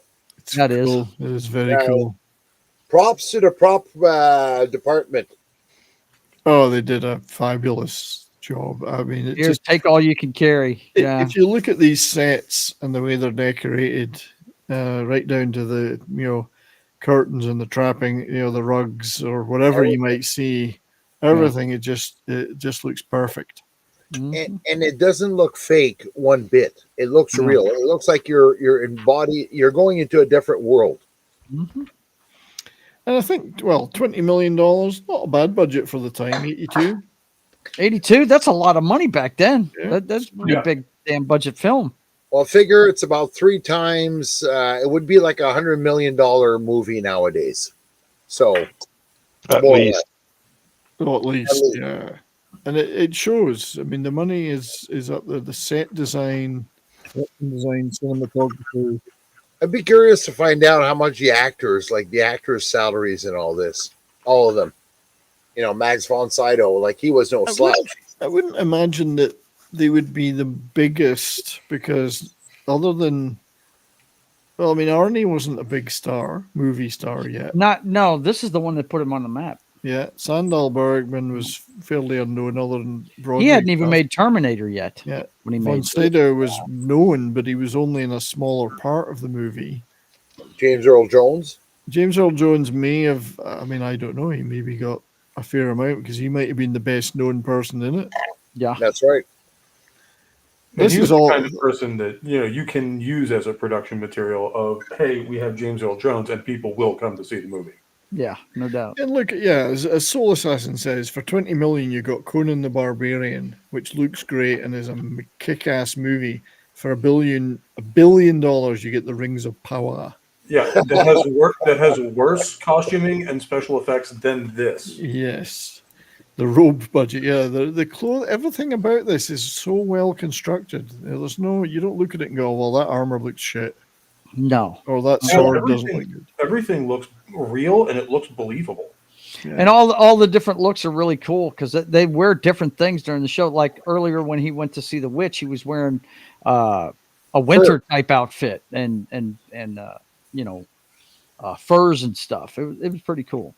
Hail Anonymous. Good to see you. Thank you for being here, everybody. Keep those chats coming. What do you think of these scenes? What do you think of this movie?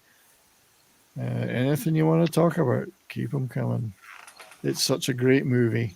Mm-hmm. And then it gets now we finally see the narrator here. The wizard right? and the narrator. Mm-hmm. Between the time when the oceans drank Atlantis and the rise of the sons of Arius, there was an age undreamed of. And unto this Conan, destined to wear the jeweled crown of Aquilonia upon a troubled brow. It is I, his chronicler, who alone can tell thee of his saga. Mm-hmm. Let me tell you of the days of high adventure. That's a good word, adventure. Mm-hmm. It's an adventure movie. Mm-hmm. Yeah, it really is.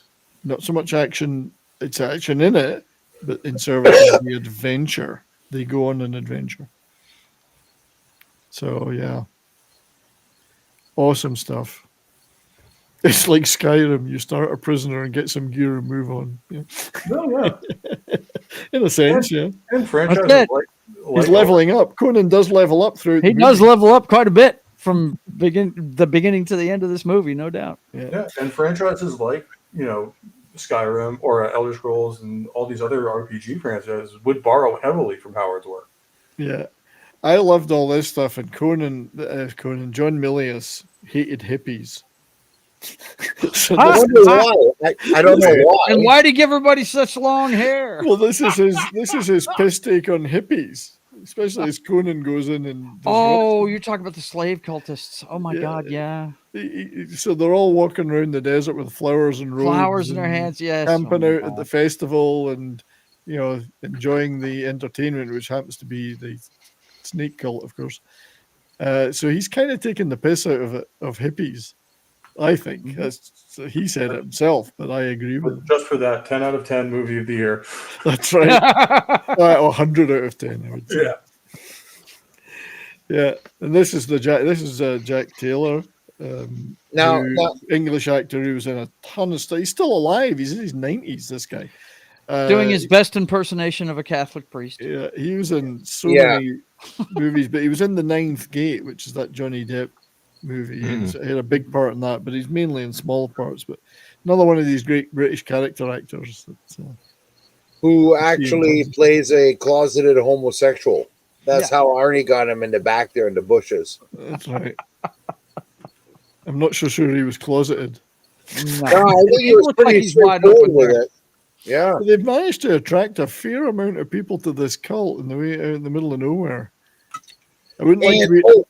Sorry, Brian. Go ahead. No, I was going to say I wouldn't want to be at the back of that lineup. You're not going to get a very good view.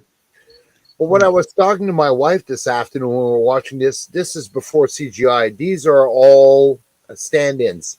These are all they're all extras. Extras. That's the word I was looking for. Thousands of them. That's back when they made great movies. Yeah, and they built this temple area was all built by the production on this hillside. It's quite and they had to build it to support 1,500 people standing on it. Are you trying to say that the money's on the screen? Is that what you're I saying? am. Wow. It is on the screen. But this actually surprised me when I was watching it because you're thinking Arnie's going to get in here and kick ass. Nope. They're on to him. Rule of thumbs, just look at the runtime. See how much time there's left. If there's an hour, it's not going to be finished. She is looking at him sideways there. So, but he actually gave a good answer when she said, "What do you see? What did you say? Eternity or something or infinity?" That's it. Infinity. So he tried. He gave it his best shot. Yeah, I mean, usually go for some bullshit like that. So you're just trying to talk your way past the door. Yeah. Honestly, I know the producer. Let me in. I know the DJ. I know the DJ. He's my friend. I think that if you made it now, you could have a DJ with the decks at the top there. Right. Yeah. And now we get to see our man James Earl Jones again, because he's been absent for a little while, but he's back. Well, he's been absent for what, 30 years, 20 years? Something like that, yeah. The password is sneaky. But check out all the groupies running to the stage. Yeah. But see, you can see that there's a change of philosophy in James Earl Jones when he goes and sees Arnie right there when he gets tortured. He had a change of mind. Like I doubt he's been alive for 1,000 years. I doubt that. No. He sounds too human to be alive for 1,000 years. That's the thing that he was supposed to be, since the original Thulsa Doom wasn't a religious character. He was just a straight sorcerer in the Cole stories. Right. But they did pull something that was also something that Lovecraft used, which was a serpent man. Okay. And that's what he's supposed to be. This is a great scene where he's telling him the strength of flesh over steel. Well, now we get fantastic. Now we get into the Riddle of Steel, and we do have a clip here of that. I think it's this. There was a time, boy, when I searched for steel. And steel meant more to me than gold or jewels. Of steel? Yes. You know what it is, don't you, boy? I tell you? It's the least I can do. Steel isn't strong, boy. Flesh is stronger. I gotta chop it up like that so I get for the 9 seconds. Oh, you didn't put the part that I love where he's sitting there looking at the girl and says, "Come to me, child. Come to me," and she just jumps off to her death. Man, couldn't. Wow. Yeah, there's only so much I could. Yeah, it took me ages to put these together. That's to power, you know. Stuff. Yeah, because he has that hypnotic thing going. Mm-hmm. But I must say something to the film crew. Do not make it so obvious it's a stunt. A lot of them are falling on their ass, like they're falling into the big airbag. I've seen this. Like I used to watch Fall Guy when I was a kid. I know how these things work. And they should have maybe edited it. Maybe make her fall face first and then maybe turn. Like it was too obvious she was jumping in an airbag or a net. You know what I mean? I think they should have actually just let the actors and extras fall to their doom for realism. Wow, okay. Didn't hurt, huh, Brian? The Tree of Woe. This is great because you could have just killed him, but no, let's crucify him on the Tree of Woe, and then Conan, being such a badass, bites a bird to his death. He's only got his teeth, and he manages to kill one of these birds just with his teeth, which is awesome. Foxy and I are revisiting The Walking Dead for about the 4th time, and there's a scene where Rick Grimes actually bites a guy's neck out, like zombie style, kills him zombie style, just bites his neck out. And I was like, he must have been inspired by this movie right here, because that's what he does to the vulture. He just grabs him by the neck and just chews him up. Or something else that made me think of Missing in Action, Chuck Norris, when he takes a rat in the bag and he just kills it with his own teeth. When That's the bag right, is yeah. So, I mean, they should have known it was Chuck Norris. There's no way that rat was going to survive. That's right. Help us, all right. See, this is where Thulsa Doom made his first mistake. He didn't just kill Conan; he gave him a chance to escape by putting him up in this tree. Well, that's been a trope throughout all of storytelling: is the villain's got a monologue at you and try to convert you over to his cause. Yeah, let's hang him up in a tree for a few days so he might get rescued. The Tree of Woe. Now, I want to ask. They were very specific with how he was going to die. Crucifixion, wasn't that invented by the Romans? And wouldn't that be before the era? I just thought, I know he was vague with his historical portrayal, but the Romans. This is a fantasy story, though, isn't it? The Romans, I know. The Romans probably didn't invent that. That would have existed in cultures before. Okay. It's not something I don't think they would specifically have invented something like that. But I may be wrong. Scholars will tell us. Well, to me, it just seems very pull out in real life. Crucifix. He even used the actual word. He didn't use a different thing. Usually, fantasy, they're kind of hiding it or muffling real life events and stuff like that. I just thought it was very direct. It was, yeah, you're right. So now we do get some of the more, but we've not had too many what you would call supernatural or magical fantasy elements in the movie. There's been a few. This is probably one of the main ones, and it's got some of the visual effects that you don't see so much in the rest of the movie. This is where you see some of that. And the spirits are shaped as Caspers. I noticed that this afternoon. They all look like Caspers. Yeah, Davina's got the. The human race has invented many ways of torturing people. Oh yes, right. And they would have been going long. But the Romans were great at taking things and using them. I mean, hell, they stole half their stuff off the Greeks. So, I'm kind of surprised they didn't keep the brazen bull going, because that was a common thing in certain Greek states. Mm. And also, absolutely horrible way to die. Oh yeah, big time. Horrible stuff. Yeah, there's no end to the human race's ability to devise horrible ways to kill other people. But I know we're really good at badly killing ourselves. But his friends do their damnedest to bring him back.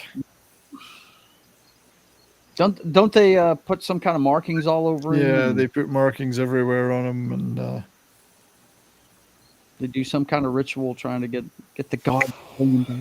Yep. Well, that's what they say to Mako. You're the wizard here. Can you help us out here? Love this thing right here where he's working out. Look. And he covered his crucifix wound. Like, I'm surprised I was actually thinking, how much would Arnie need to come back from the dead? He would have to eat half a cow, vitamin C, vitamin B, vitamin E. So, and I was thinking he's on the side of the ocean, and here he is swinging a sword, ready to kick ass. So, again, we talked about it earlier. Conan's now leveled up again.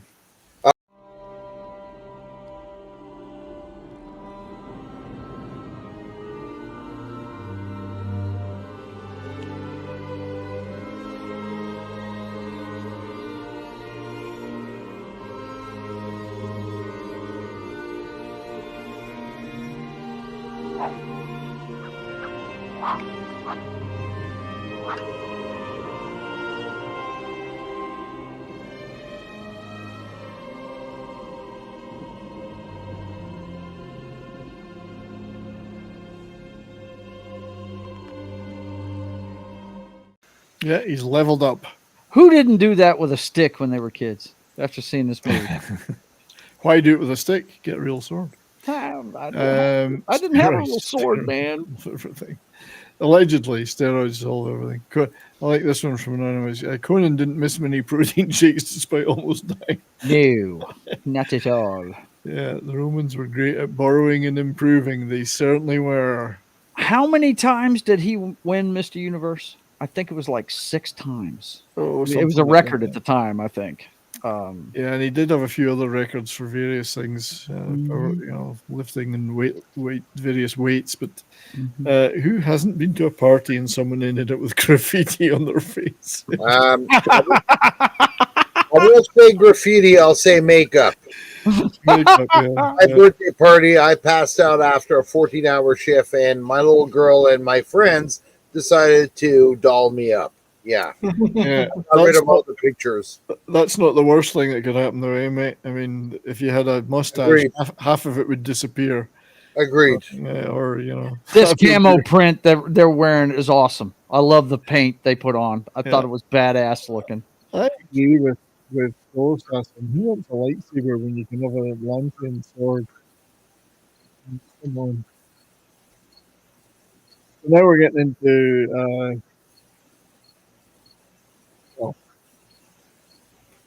for orgy territory. It was not much of an orgy. Nobody's really moving. They're just moaning a lot. Either. If you notice, there's no. They actually they must have trimmed a few bits out of that, but Chrome, yeah. But now they're getting in there for. And this isn't to be thieves. This is. To bring. They need to get. Well, they're trying to steal the princess, of course. Yeah, they're trying to get the princess back. And king. What disgusted me was that green goo with body parts in it, hands. Well, yeah, they were cannibals. So they were eating people. Yeah, it was people soup.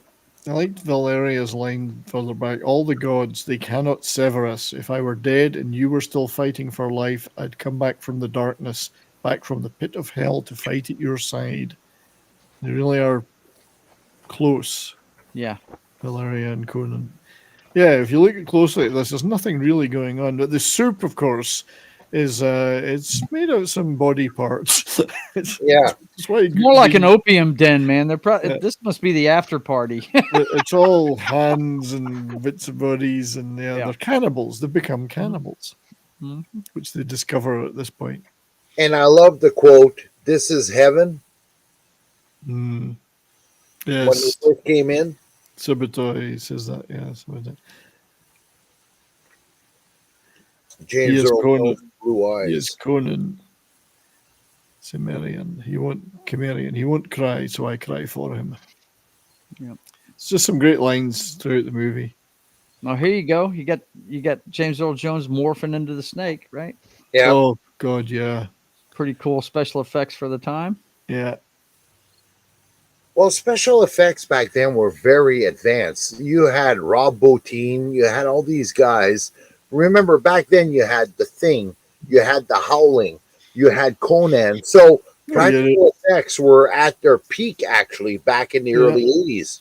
They'd actually, American Werewolf in London, and yep.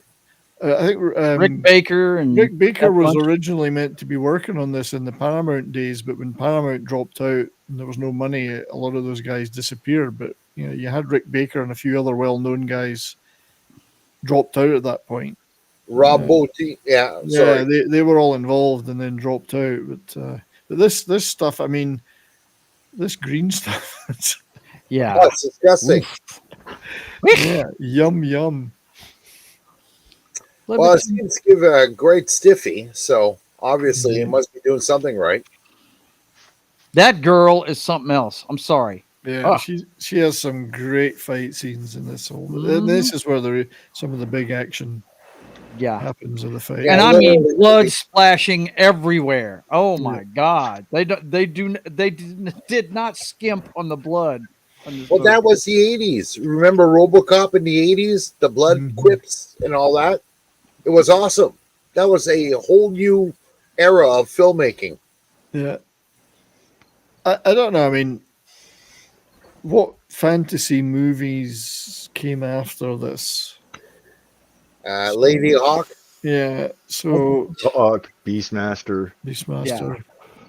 Even He-Man and Masters of the Universe. They're all tame compared to this, though. They're tame, but they take a lot of stuff from it. Yes, they do. I use this word a lot. Seminal. Like if you were plotting a fantasy movie, you'd have to look back at this. This is pretty wicked right here. Where he turns the snakes into arrows. Yeah, this is how you would do it. This is how you make a fantasy epic. Yep. Yeah, that's a pretty cool moment.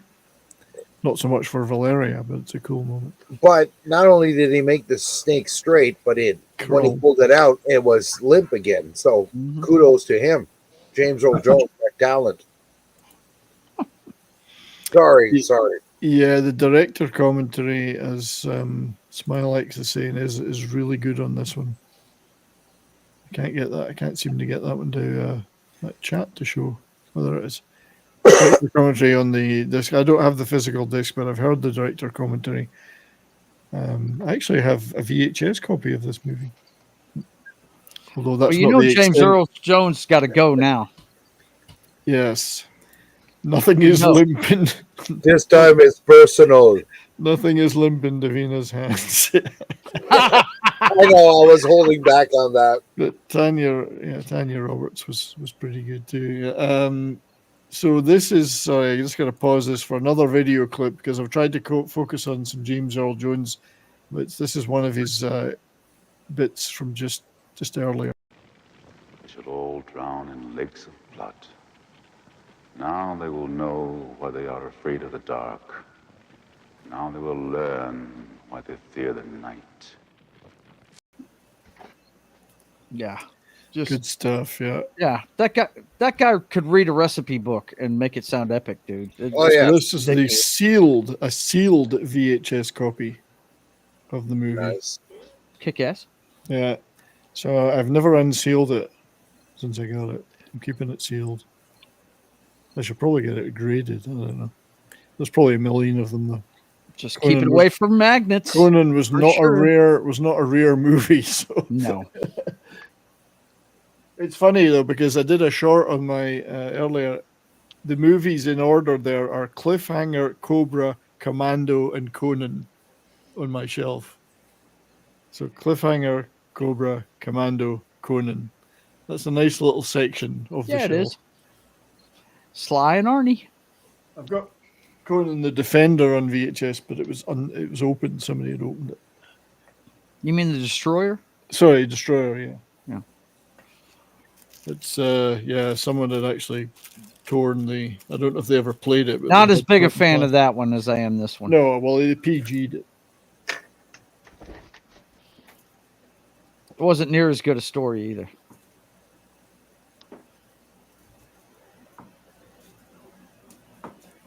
They leaned a little bit more in the magic stuff. I felt. Yeah. Yeah. It did. So anyway, he's He's using her for bait right now. is what he's Arnie's doing. contemplative now. He's in his contemplative mode. Well, Right. what is he now? Like level 23? He must be smart enough. He's getting up there. Yeah. He's getting up there. He's preparing for a fight's what he's doing. And he cleans house. He mops up. He's unlocked some special abilities. Exactly.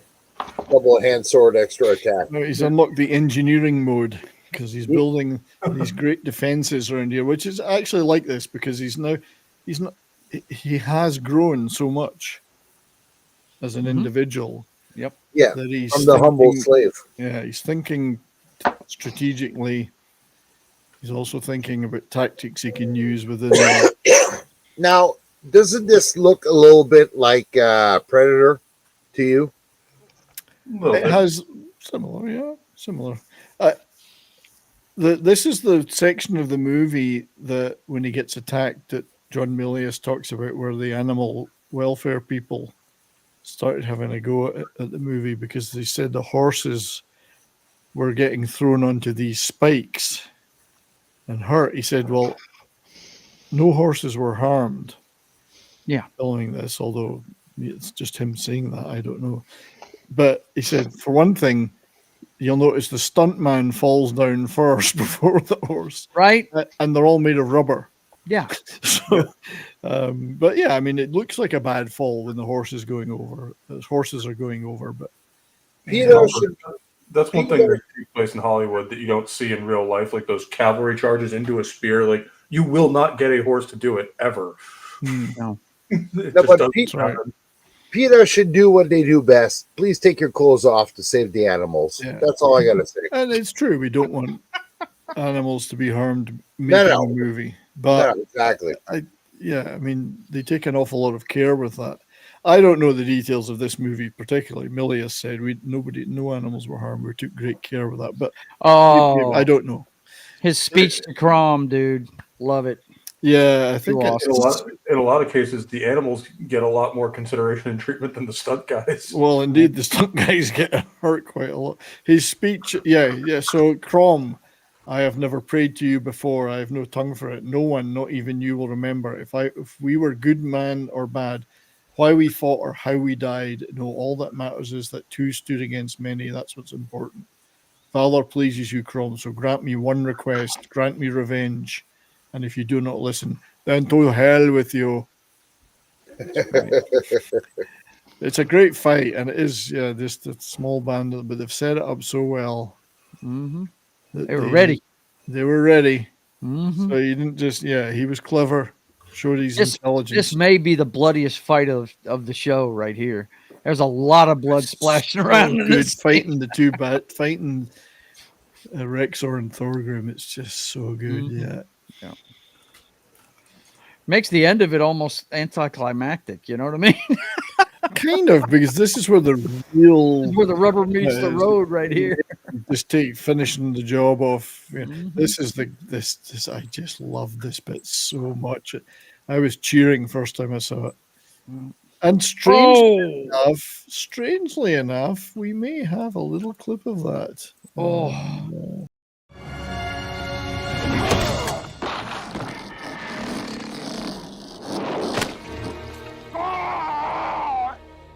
So was his nickname Spike after this? But there's quite a feat of engineering, though, when you think about it, and timing.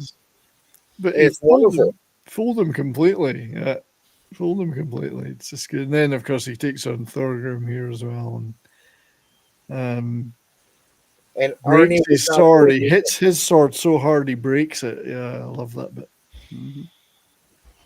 This is not the guy they first met. Even a couple of months ago, it's not or a while back when they first, not as a kid, but when they encountered him first as an adult, not the same guy. Did we miss the part where the sword gets blocked by her in her Valkyrie form? Yeah, I don't have it. Guess that it didn't. It wasn't on the screen long enough. No, the slide, I guess. or something. Yeah, I mean, this is I set it up to capture every so many frames, so it doesn't Yeah. get everything. You know, this has actually got more. It's like 1,000 frames I captured for this one, which is more than But normal. wasn't it the last guy was going to hit him from behind or something Yeah, like that? and she intervenes, yeah. She intervened. Yeah. It's a great moment. Yeah, Mhm. absolutely. Who wants to live forever? Indeed. Yeah. For us, there is no spring, just the wind. Yeah, it just makes the end of this kind of anticlimactic, man. He just climbs up there and beheads him. Well, you know what I say to people like you that say things like that? You're slats. Well, Brian, you don't need to tell everybody, please. That's what I think of my panelists. You're slats. I've been called worse, believe it or not. Yeah, same. Yeah, that's so Smilex says that's my type of woman tied to a rock. Gets the eggs. Nothing else gets. But you have to Stunt Brat. She's wonderful. Somebody was talking about Stunt Brat. She really needs to come on to some of our streams. And she was on Lorena. Oh, she's in the chat. So she's got a lot of Hollywood info. She appeared on a lot of movies. Stunt Brat. She's a great YouTuber. We must try and get her on to talk about some of her stuff. She knows her stuff. She's wonderful. And she was in one of Lorena's chats. Yeah, she's really good. Like her a lot. But yeah, he has to finish. He's taking care of business. Mm-hmm. But even at this point, Thulsa Doom is, oh, my child, you're here. You have come to me. You know, and trying to do that thing he did with his mother. Yeah, he's trying to he's trying to seduce him. They ain't gonna happen, bro. I can't remember the exact words, but yeah, my child, you've come to me. There's too much hate in his heart. It's not going to happen. And then Conan's not. This is where we discover the true answer to the Riddle of Steel. Really, yes. It's not about flesh, and it's not about steel. It's about the will, the triumph of the will, almost. So if you have the will like Conan has, you can resist the flesh and the steel, but not the trouser snake. No. That's kind of that must be fed. And there he is. So let's just show that last. I do have that last clip there. This flame will burn away the darkness, burn you the way to paradise. My child, you have come to me, my son. Who now is your father if it is not me? I gave you the will to live. I am the wellspring from which you flow. When I am gone, you will have never been. Will your world be without me? Yeah, so a great James Earl Jones. Yeah. Absolutely brilliant there, especially when he's given that speech to his acolytes. Just the power. Delivered with power. It's such a good scene. Fitting ending for the villain that is Thulsa Doom. Don't lose your head. Nope. Always remember, if you're the villain, don't lose your head. The will to act. Ra's al Ghul, that's absolutely what it is like. Soul Assassin, the Ra's al Ghul thing. It's very similar. The will to act. Yes, and everyone just kind of shuffles away. All right, well, show's over. Concert's over. Show's over. You don't have to stay here. It's like, and I keep thinking of Life of Brian. They're going to have to find another cult now. What are we going to follow now? I followed lots of different. I followed many messiahs. It's not that kind of movie, but a parody of this would be great if, like, he does this. It's like the whole big epic scene, and then the crowd just starts heckling him. Like, we're gonna have to find another god now. God damn it! I walked 200 miles into the desert for this. You bastard. Davina says we should follow the frog cult. I agree. So this is where I mean, Arnie maybe doesn't carry this off quite as well. He does this, but the contemplative bit where he's sitting on the stairs and he's probably thinking about his next workout, but he's supposed to be thinking about the future. And but he does make sure to destroy this place, of course, and then the princess can be rescued finally and freed from the cult and taken back to the king, who everyone's forgotten about by now. Right. Right. I don't even know if that princess has got much to say at any point, but And I love how this was the objective, but like, I'm pretty sure half the audience was like, "Oh yes, we can save the princess now." The who? the who? The what? Yeah. And that Who are you stone, again? how does that stone burn so well? But, Right. But yeah, so she's to me, she was just kind of like the MacGuffin of the piece. Yeah. You know, she's there to have a reason for him to go into the cultist temple in the first place. The frog cult is totally awesome. Well, yeah, I agree. I personally vouch for this comment. You can't lick it. You can't lick the frog cult. No, but the frog can lick you, though. Don't forget that. That's true. So, and you know what? It was. Yeah, it's a great ending. I know it's quieter at the end there, but this bit with him sitting on the throne, that's a great ending.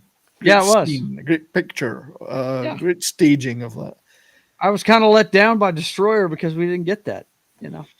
Yeah.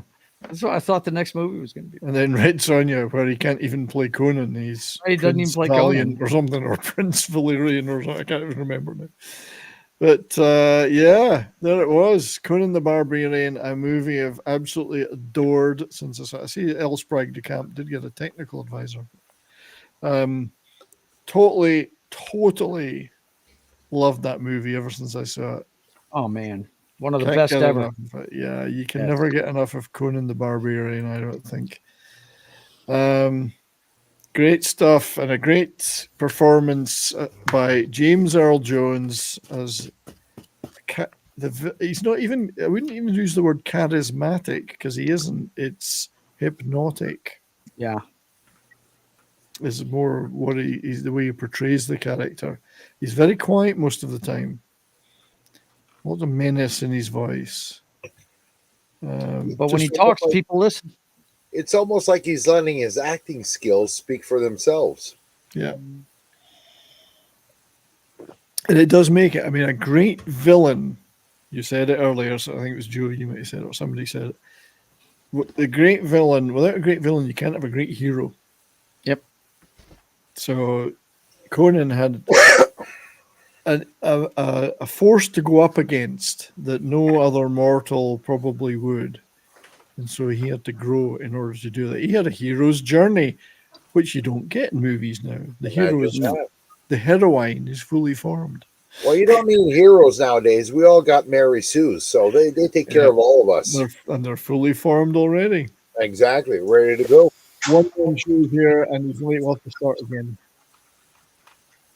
I'd love to start again. So, yeah, great movie. I mean, got any wrap up thoughts before we wrap up the show about Conan and the movie and its treatment and any of the other stuff that came after? What do you guys think? Is this the high point for Conan cinematically? I think it is. Even there's been other treatments since. Well, I just thought I think all the practical effects stand up today. I don't think it looks hokey. You know, some special effects from back then are just horrible and they don't stand up. But you can, like we talked about earlier, every bit of the money is on the screen. I mean, they really built a world that you could really just get immersed in. You were taken away in this movie to a different time and a different place. It's pretty damn neat. It really is. Yeah, let us know in the chat. I know, Smile, what you think of this movie. To sum up, Smile likes It's Never Been Bettered, even by Arnie in the sequel. Yeah, the sequel was a very different tone, of course. Much more. It was PG-13 and much more into the magic side of things. It was somewhat of a disappointment. It has its charms, but compared to this is a serious movie. They leaned more into the spectacle with the second movie. This is a serious movie. The second one's more of a spectacle. I agree. I mean, you're the subject matter expert here. Given that so many things were in this movie that were not in the lore, which is a thing we complain about now, what's your feeling, though, about how they treated that? Do you think it's... Even though the lore that they referenced, like I said, the origin, Thulsa Doom, were Call the Conqueror stuff, they still treated it with reverence. So, while it wasn't the proper lore, it's still lore that they treated with reverence. It's not like, well, we're not going to use the proper stuff. We're just going to do this and kind of half-ass it. Mm-hmm. You know. They treated the property with reverence even if they made changes. Yeah.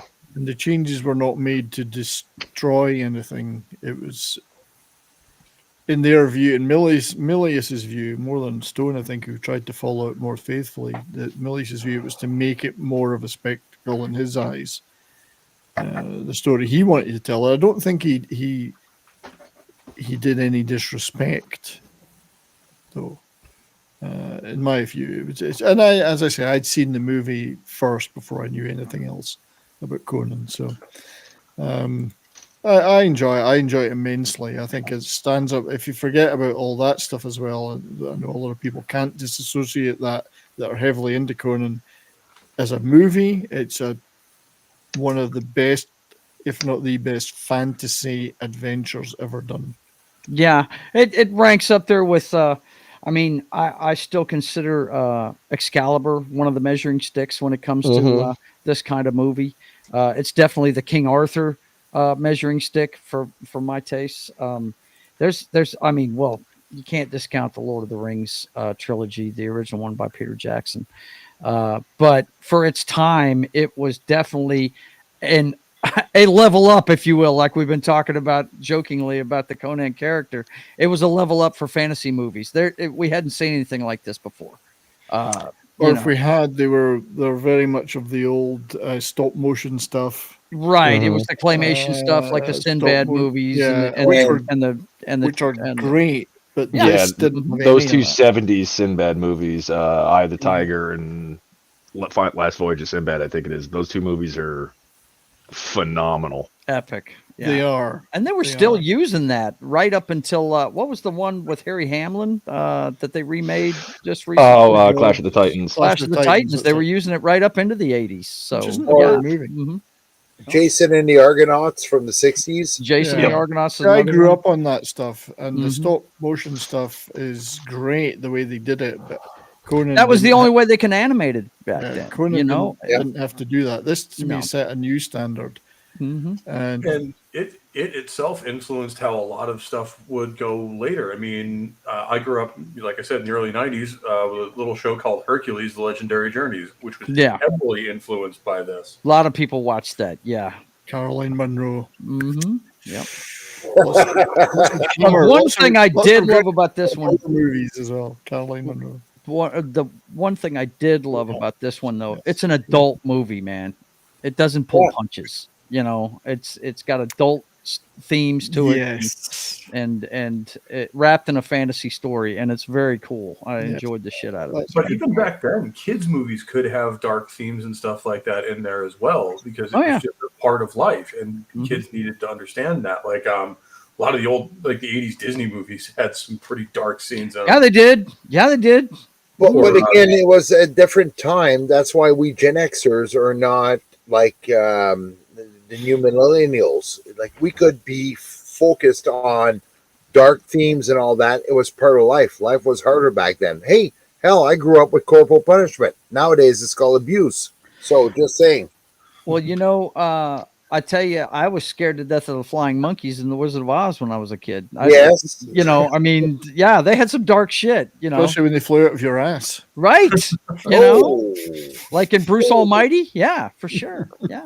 Gotcha. The one that always got me as a kid was my mom just saw the animation style and let me watch Watership Down when I was like 5. Wow. Yeah, I got hit with that too. That's right. There's a kid's animation for you that's right. Scars you for life. Scar you for life, boy. That one right there. It's a cute movie about rabbit. It is not a cute movie about rabbits. Look at that fluffy rabbit. Oh, Dad and Mom of the Year event here when my son was about 6. We made him watch 8 Below. We thought it was a good Disney movie with sleigh dogs. Oh, were we ever wrong? My son went to bed crying. Yeah. Also, that Watership Down thing gave Art Garfunkel a #1 hit single with the themes. Yeah. So, yeah. I'm trying to decide which one was worse, that one or my dad letting me see Jurassic Park when I was like 7 because I was big into dinosaurs like every 7-year-old was. He's like, oh yeah, he's gonna love it. But that's a good thrill. That's not a. It was. Yeah, that's a good thrill. But this, so, as somebody said, this was an adult fantasy movie, which was great. And I think it just hit the spot. I'll always love this movie, and it was an entry for me into other Conan stuff like the novel, the mass market paperbacks. So, anyway, I will have to start thinking about wrapping it up. That's been an awesome show. So we'll go around you guys. Tell us what you're up to. We'll start with you, Imp, my friend. Tomorrow I will be on Brahma Bull's channel doing our usual Tuesday night gaming thing. We took a break last week so he could cover the debate, but we're going to be back at it this week. Friday, I will be on the Ascendant Art podcast as usual. And then also keep an eye out and make sure you go subscribe to Ascendant Arcade because me, Chad, and Flint and getting into shenanigans over there. Shenanigans. Shenanigans. I like shenanigans. I'll be seeing you on that show probably later on Friday. Yeah. I join in later. You know, I got better things to do before it. I'm just kidding. Thanks for being here, buddy, and I really appreciate your insight into Conan and the world of Conan. Yeah, if anybody wants to go check out some of the Howard stories, the two I would recommend would be Tower of the Elephant and Red Nails. Okay, I think I've got Tower of the Elephant and over there, but I'm not sure about Red Nails. I can't remember that one. And may I say, as a loyal follower of this channel, Imperative was very talkative today. And He was. Close to his I've heart. never heard him talk as much. It's great. I know. It's if only we did stuff he liked, he would talk more. Oh, stuff I know is probably the better. No, you were awesome, mate. I really appreciate it. Pope, my friend, what you up to? Well, as ever, you can catch me every Saturday night at 11 Eastern over on Rumble, where I do my Midnight Mass show, where it's basically just a 2-hour radio show of a lot of the, hard rock and metal that I've been listening to, some stuff you guys listen to as well, and then bands I think just deserve a spotlight shown on them, especially a lot of the black metal stuff that Imperatus has corrupted me with. Yeah, I'm good like that. Yeah, and the audience seems to love it, so I'm willing to keep doing it. Toot my own horn. I don't like or listen to or watch garbage. True. Thank God you're on this show then, so I mean we're okay. Thank you. We're okay. But other than that, last night me and Christian and 70s did a really, really good show on Electric Light Orchestra over on his channel. Over on Christian's channel. I missed that. That must have been great. I'll have to watch the replay. So definitely go check that out. I think the next one we're doing is Dire Straits. Yes, in exactly 13 days. Hell yeah. So hopefully you guys join us for that, and thanks for being here. Talking Conan has always been a great experience for me. Yeah, it was fun, mate. Thank you for being here. And Christian, of course, and Vinyl Revival over in Rumble. As Hope said, we did ELO yesterday. What else is coming up? Talked about Dire Straits there. Dire Straits, and after that, AC/DC, the Bon Scott years. Because Cool. I'm a purist, I always go with the original take on a musical channel. So it's a long way to the top if you want to rock and roll. And there's bagpipes to prove it. That's right. And Christian and I, if you look back on my channel, Yes. We did a show last week where we were reciting the poetry of Robert Burns, and we may well do another one of those. It was so much fun. So Now in Paradis, imagine a frog trying to read Scottish, 18th century Scottish literature and prose. It was a classic. Stuttering. I struggled, and I'm Scottish. The only thing that saved me was the Scottish whiskey. So we could be the first channel in our fellowship that's doing poetry. Agreed. I was just shocked that 70s can read. Yeah. I mean, talking Well, not about without my glasses. So I wonder what Hang you on. guys think of this theory. Pope, you might have heard this one before because I'm stealing it from Tex. That the Irish and the Scottish should have a different designation for their timelines. They should have before and after whiskey instead of AD and BC. That's true. BW, AW, BW. Yes. That is correct. Well, we could have BBW as well then. But, no. They were fiercer warriors with whiskey, after whiskey. So I would have to say after whiskey is my favorite. One way to keep yourself warm in those windy, cold, freaking rainy heaths that we all have to hang at, moors and whatever. But anyway, check out Vinyl Revival over in Rumble for Christian. Joe, my friend, the busiest man on YouTube. What you up to? Yes. It's good to see you guys. I too covered the debate last week, and I will be back to playing Brutal Legend. I'm in unknown territory on that game. I just got past the part that I couldn't finish back in 2009 when I first got it. So I'm actually doing stuff on it that I haven't done before. Nice. Let's see. We've seen Ozzy Osbourne, Lemmy from Motorhead, Rob Halford from Judas Priest so far. So yeah, we're going to be playing that tomorrow night. This is Jack Black back when he hadn't lost his mind yet, was still cool. And it's at 10 o'clock. We're going to be playing that for a couple of hours. The rest of the schedule stays normal, but I will be gone to Maine on Saturday. So I'll be gone for about a week. And mainlining. Mainlining. Going to see Mom. Me and Highlander going to see Mom. So cool. The Matrix is in Maine. That's right. The Matrix will be live from Maine this week. Me and Danny are planning on doing the show. Look forward to that then. Yep. Mm-hmm. Bye. Lord Jesus, bye. Well, that's more. It was close. But thank you for being here, my friend. Appreciate it very much. Yeah. As for moi, c'est moi. I will be tomorrow night on obviously over Nick Visor's channel doing Toxic Tuesday, where we're doing Kindergarten Cop. It's not a tumor.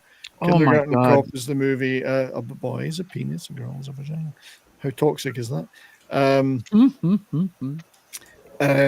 My obituaries are always top tier. I do. I'm very good at doing so many old people I like die, like artists. It's always obituaries.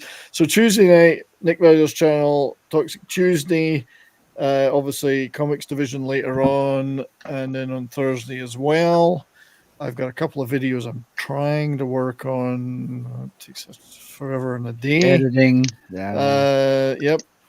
And Ascendant Art Friday night, Culture After Dark Sunday. But next Monday, we'll do the show that we were going to do this week and delayed till next week, which was about the Rolling Stones' Beggar's Banquet album and that era of the Stones. So we shall talk about some music next week and one of my favorite albums, Beggar's Banquet. Check it out if you don't know it. Sympathy for the Devil and all that. So I would like to thank everybody in the chat for being here today. We had a great crowd. You were all on top form as usual. One appreciates you all very much. Some fantastic chats. Thank you to the mods, Sodibud and Davina, for doing the modding. Appreciate that very much indeed. Please, everybody, as usual, like, subscribe, share, even consider becoming a member if you're not. We've got lots of... I'm a member. It's got perks. It's got perks. I do member. You get videos nobody else gets, man. I've seen his collection. I've seen his office. And I'm doing more. I've got another one. I'm going to do some my Beatles stuff. I genuinely thought you were going somewhere else with that, Joe. No. Get your mind out of the gutter. He's not seen my orifice. Talking about all that cool shit around him in his office. I was getting a little nervous. Yeah, well, you never know. But yes, thank you everyone in the chat and over in Rumble for listening and watching, and for anybody watching on Twitter. Have a great rest of your day, a great rest of your week. Remember, Crom is your guardian. Crom will look after you. So till next time, stay well and keep on rocking, everybody.